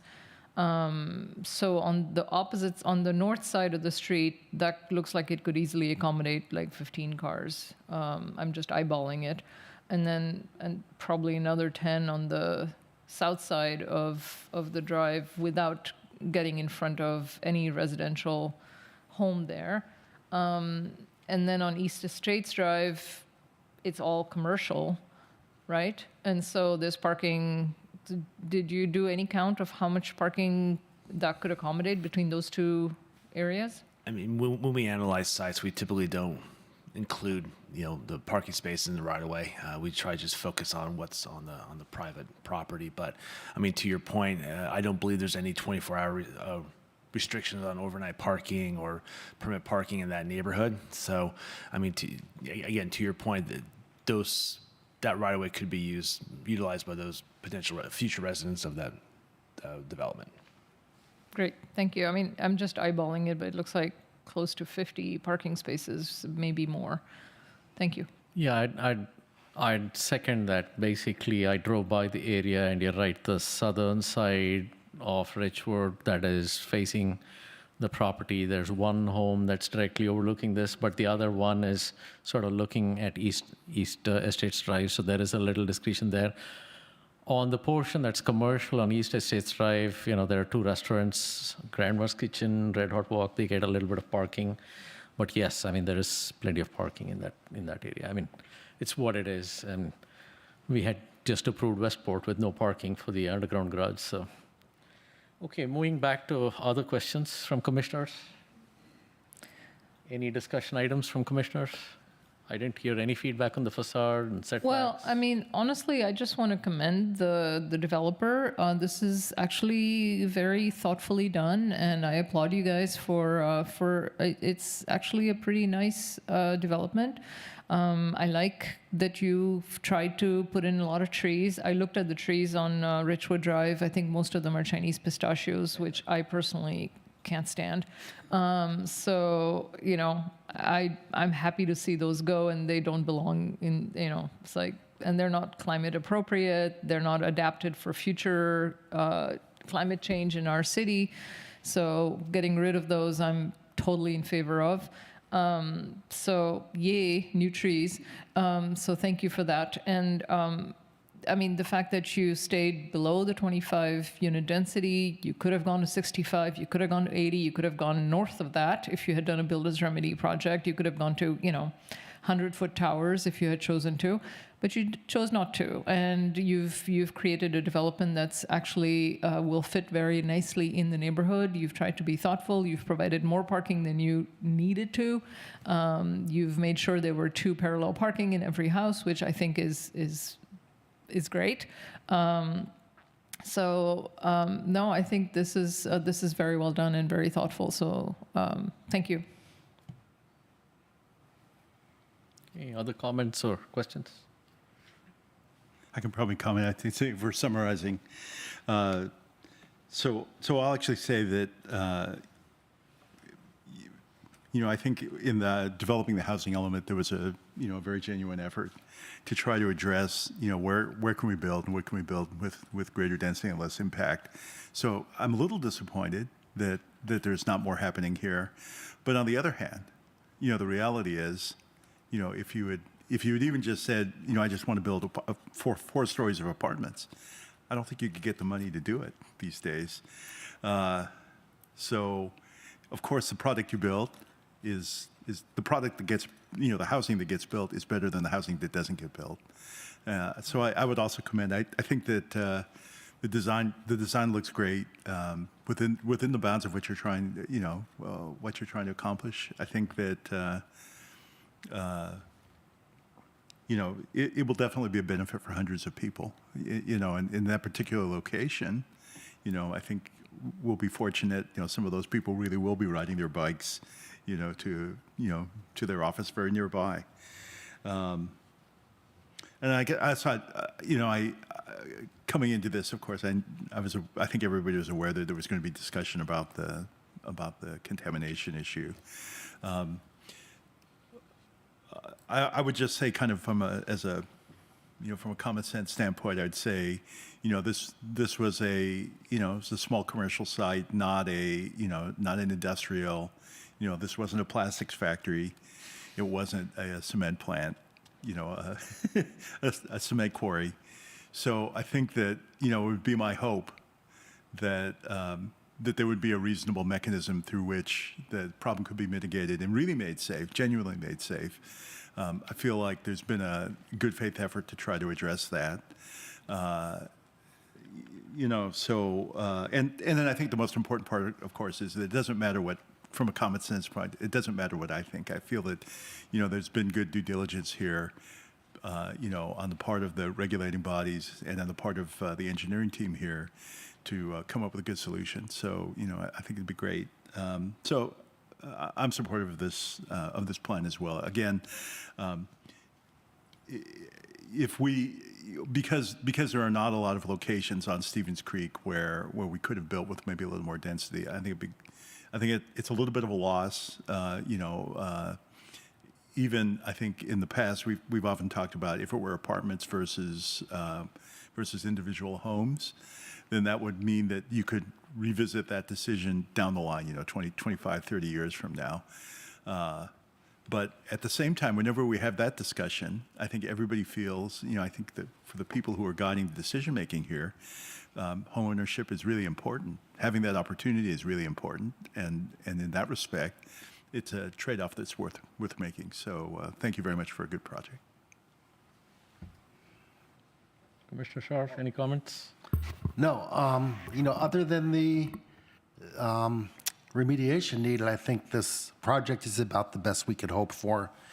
And I do see all over the South Bay area these developers that have built these high-density apartment complexes, and I see them near the Costco on Coleman, and I see them in downtown San Jose, is they're just having a terrible time renting them out. They're offering these huge incentives to try to get people to sign a lease. There's just the market for that high-density housing, as I'm sure Toll Brothers knows, is just, not there in townhouses or what. Everybody seems to want to build right now in Cupertino because, like David said, home ownership is so important. Not a lot of land left for any more single-family homes.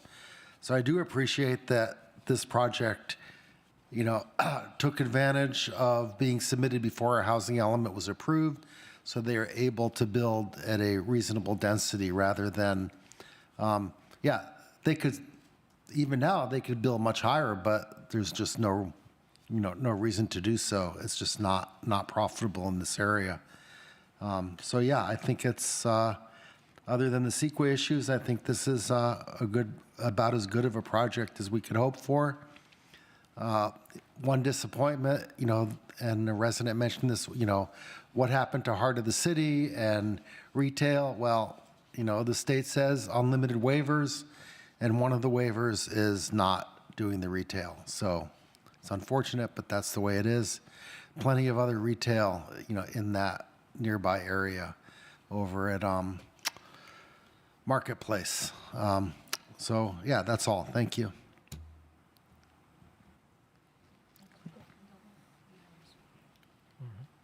So I guess my comments on this project are I'm going to agree with those who have spoken so far. I think the nice thing is this project is very synergistic with the adjacent retail, and I think it's, I've read through the feedback submitted by the owner of Cupertino Marketplace, and I see the support, and I see how this could be, really helpful for the local businesses. So that's great. And also another nice thing, I did knock on a few doors that were adjacent to this project, and I didn't get everyone to open the door, but those that had actually were aware of this public hearing, and so I think the community has been noticed, and as you can see by this evening, people did show up, so the word did seem to get properly communicated this time around. I was a little bit on the retail front. it was unfortunate.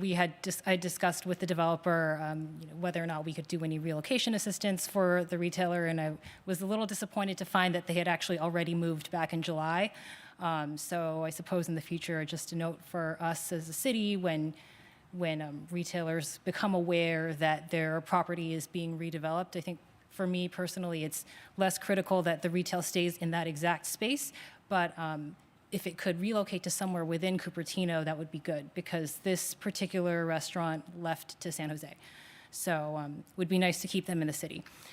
But otherwise, and I guess it would have been nice to be able to accommodate the resident parking needs. It doesn't seem to be easily doable within this map, but I also agree that, East Estates Drive is a acceptable alternative for the near term. But yeah, so thank you for, I think ultimately this project will be very additive to the city, and you've done it in a way that does sort of graduate from single family out to, the Stevens Creek area. So I just want to add one quick thing. We are an aging city. I am concerned about our seniors. So I think one of the members of the community had said something about 4 sets of stairs is a lot, and I agree with that. And I know this is beyond the scope of the conversation we've had so far, but if that's something that you guys can look at and maybe identify a space, if the homeowner wants to be able to put in a lift, and just kind of accommodate that in the design in some way. So that's an option if the homeowner has the need to put that in to accommodate their mobility issues. Thanks. Commissioner Scharf. So one of the residents mentioned closing off East Estates and Richwood, so cars could not travel up there from this development. And I see in several other places in Cupertino where they've done something like this. I know Forest Avenue over near Lawson Middle School, they've done that. So how does that come about when you make a decision? And also on, I think on Kim over near Home Depot, how does that come about when you decide? Is that something the residents have to lobby for, or how does that work? I'm not quite 100% versed on the process, but I believe there is a resident petition, and a certain amount of the residents have to be part of the application through Public Works to close that street. And it does go to council too. Oh, and I was going to mention, so I grew up in Florida in a city where there are a lot of seniors, and I did visit someone who lived in a townhome with 3 levels, and they actually built all of them with elevators built in. Yeah, I know that's probably not something you ever see around here, but yeah, it would be nice to have a design where an elevator or a stair lift could be accommodated. I will observe that the recently built Allen townhomes that is actually occupied by the applicant themselves, the applicant built it with the elevator for their own unit. So I wanna observe the no net loss finding says the remaining sites in the housing element inventory are inadequate to meet the requirements. Does that account for the pipeline units? Yes, that takes into account the housing element. You're essentially just dealing with housing element sites. So we would say towards our arena, if we have a site that's not a housing element site that adds 100 units, we get that credit. But the tracking for no net loss is focused just on the 58 housing element properties. So we've had a couple others come in, and there were similar sites like this that had applications that locked in lower density before. So in the case of this project, and I know that we have the table in there that's a little more complicated than it needs to be. The middle column is addressing moderate income, which moderate and median are lumped together in this. So if you're between 80 and 120% of the median income, this site had a very high expectation for moderate income units, 93 of the 163 projected. So over half were anticipated to be moderate. The applicant is meeting our BMR requirement, 20%. And this is kind of the common flaw of going through the housing element process, that if you can only require 15 or 20%, how are you going to get 57% to be either moderate or low?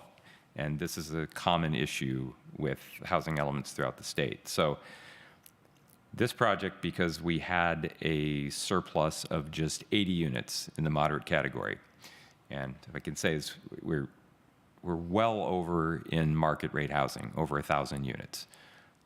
Low and moderate, we knew we were going to be close anyway. We also lost 4 housing element sites right leading up to certification, which were seen as high in the low and moderate, so that made the margin slimmer. Since we're getting 11 and we were expecting 93, there's a shortage of 82. Our current surplus was just 80, so that puts us 2 units below. So we're going to need to look into this issue, which does involve accounting for no net loss. You typically have 6 months to address this. The common ways to address it would be further upzone already existing housing element sites or find additional housing element sites that could offset this loss. I mean, I realize this is largely a paper exercise, but this is what you go through. You're tracking just what's in the housing element. We're not a lot over in the low income category as well. So the low and mod, this is something we're going to need to revisit. And we need to account for this when we approve development on housing element sites. So that's why the table is there. There may be other options to sort of offset this because we have a number of housing development projects that are actually on file now that are not housing element sites. Presumably they will be providing 20% moderate income units as well. But this is a conversation, again, the housing element involves HCD, so we would need to have that conversation with them to see how we could account for those projects, since those are now definable in our active applications. And so if we were to find a way to close this gap of 2, that conversation need not go to HCD? They would still need to look at it because once approved by the city council, we have now taken an active step towards approving a project on this housing element site. And that is now essentially resulting in this loss, even though it may not be built for some time. So it's the point of approval by city council is where you've now made a decision about a housing element site that's different from what you said in the housing element, which is always a best estimate at that time. Because this was in the 65 to 80 category, we foresaw a higher level of affordability. That's really the way HCD works, is affordability is tied to density, even though in the real world that doesn't happen. Again, we're seldom, unless we get an affordable housing project, going to exceed what our BMR requirements allow. So 20% is really the best we can hope for in projects. And I'm counting in this table 55 units. So the ADUs don't count as separate units? We get credit for them towards meeting our RENA, but because they're not recognized as new independent units in the housing element, that's not something we can take credit for here. Typically, ADUs are accounted, I think it's like a 1/3, 1/3, 1/3 in each income category. So when we do the annual report, which will be coming to the Planning Commission late March, early April, that's how ADUs are accounted for. If you had 10, you would spread them out evenly on the assumption that they're affordable by design. So we do get credit there. This is really not a conversation we've had because this project is the first one putting us in this realm. And again, this is not unique to Cupertino. I think this came up often in the housing element process. Our arena is 4588. We upzoned to over 5,800 and something, which seemed like we really overshot. We did in the market rate category. We did not in the low and moderate. And that's really where it's difficult for all cities to meet, is at those income levels. Okay, very good. So on that note, I'm going to move the staff recommendation. Do I have a second? I'll second it. Okay, that went quick. Any friendly amendments? Nobody? Okay, we'll take that too. I wanted to move just so that I could do it as presented. Okay. Are there any amendments that staff, based on the discussion we've had given all of the discussion around trees and everything else, do we need to factor in anything about the trees into an amended motion? I think the only modification was the one recommended by DEH in the presentation. So, Can you say that again? so condition 7 in the draft DP resolution, with the modifications from DEH for that one condition of approval for the site remediation. So that was the only modification from the. Okay. Okay, very good. If I have no other offers of friendly amendments, looking around this dais, all right, then we're going to vote, Madam City Clerk. We're moving the staff recommendation. It did great. I think everybody did. I'm sorry Terry had to sit through it, but I didn't want her to have to do The motion carries unanimously. Okay, very good. I want to congratulate Toll Brothers. It's your first site in Cupertino, but hopefully not the last. And we look forward to seeing quality projects that bring in quality residents. And let's hope that that is a clean project and everything else goes smooth. Thank you for your time here today. Okay, so with that, we are going to move on and close this public hearing, but we still have agenda items. So we have no old business, no new business. So moving on to staff and commission reports. Any staff reports from Joe? No, none at this time, but I owe you all an email for the Planning Commission Academy in March because the registration will start in December. So I will get that. Can we make it out easy to on you and just ask commissioners right here if everybody's Like I said, interested? I believe there is Anybody- budget for all. Say that again? I believe there is budget for all. Okay. So Okay, all right. We'll let commissioners respond to you when you send your email. Okay. All right, very good. No staff reports. Any commission reports? Okay, no commission reports. Future agenda setting. Is there any future agenda that staff would like to share? Any more public hearings coming up? There is in December, because I believe the Planning Commission before the Thanksgiving was canceled, I think when you voted in February, that this is the only Planning Commission this month. There is, I believe, a Dividend Homes project on Stevens Creek in December. I'm not sure. The first meeting date in December, since there's only one Planning Commission then. Okay. So we did cancel the one before Thanksgiving? I'd I have to go believe that back and was look at the voted minutes. on, I believe in February, that both the December and November meetings were canceled at the time because of the coinciding with the holidays. Okay.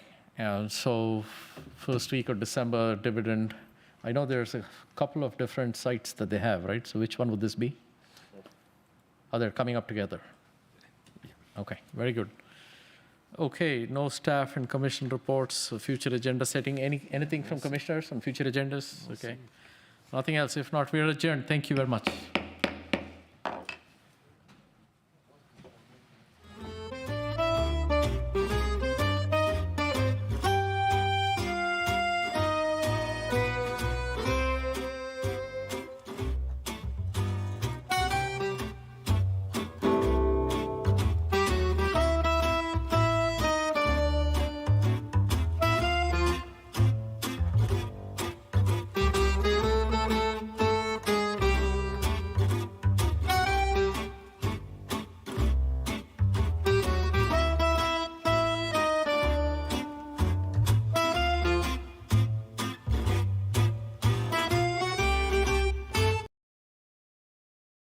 Meet the Scan, a simple procedure whose mission is to detect lung cancer early.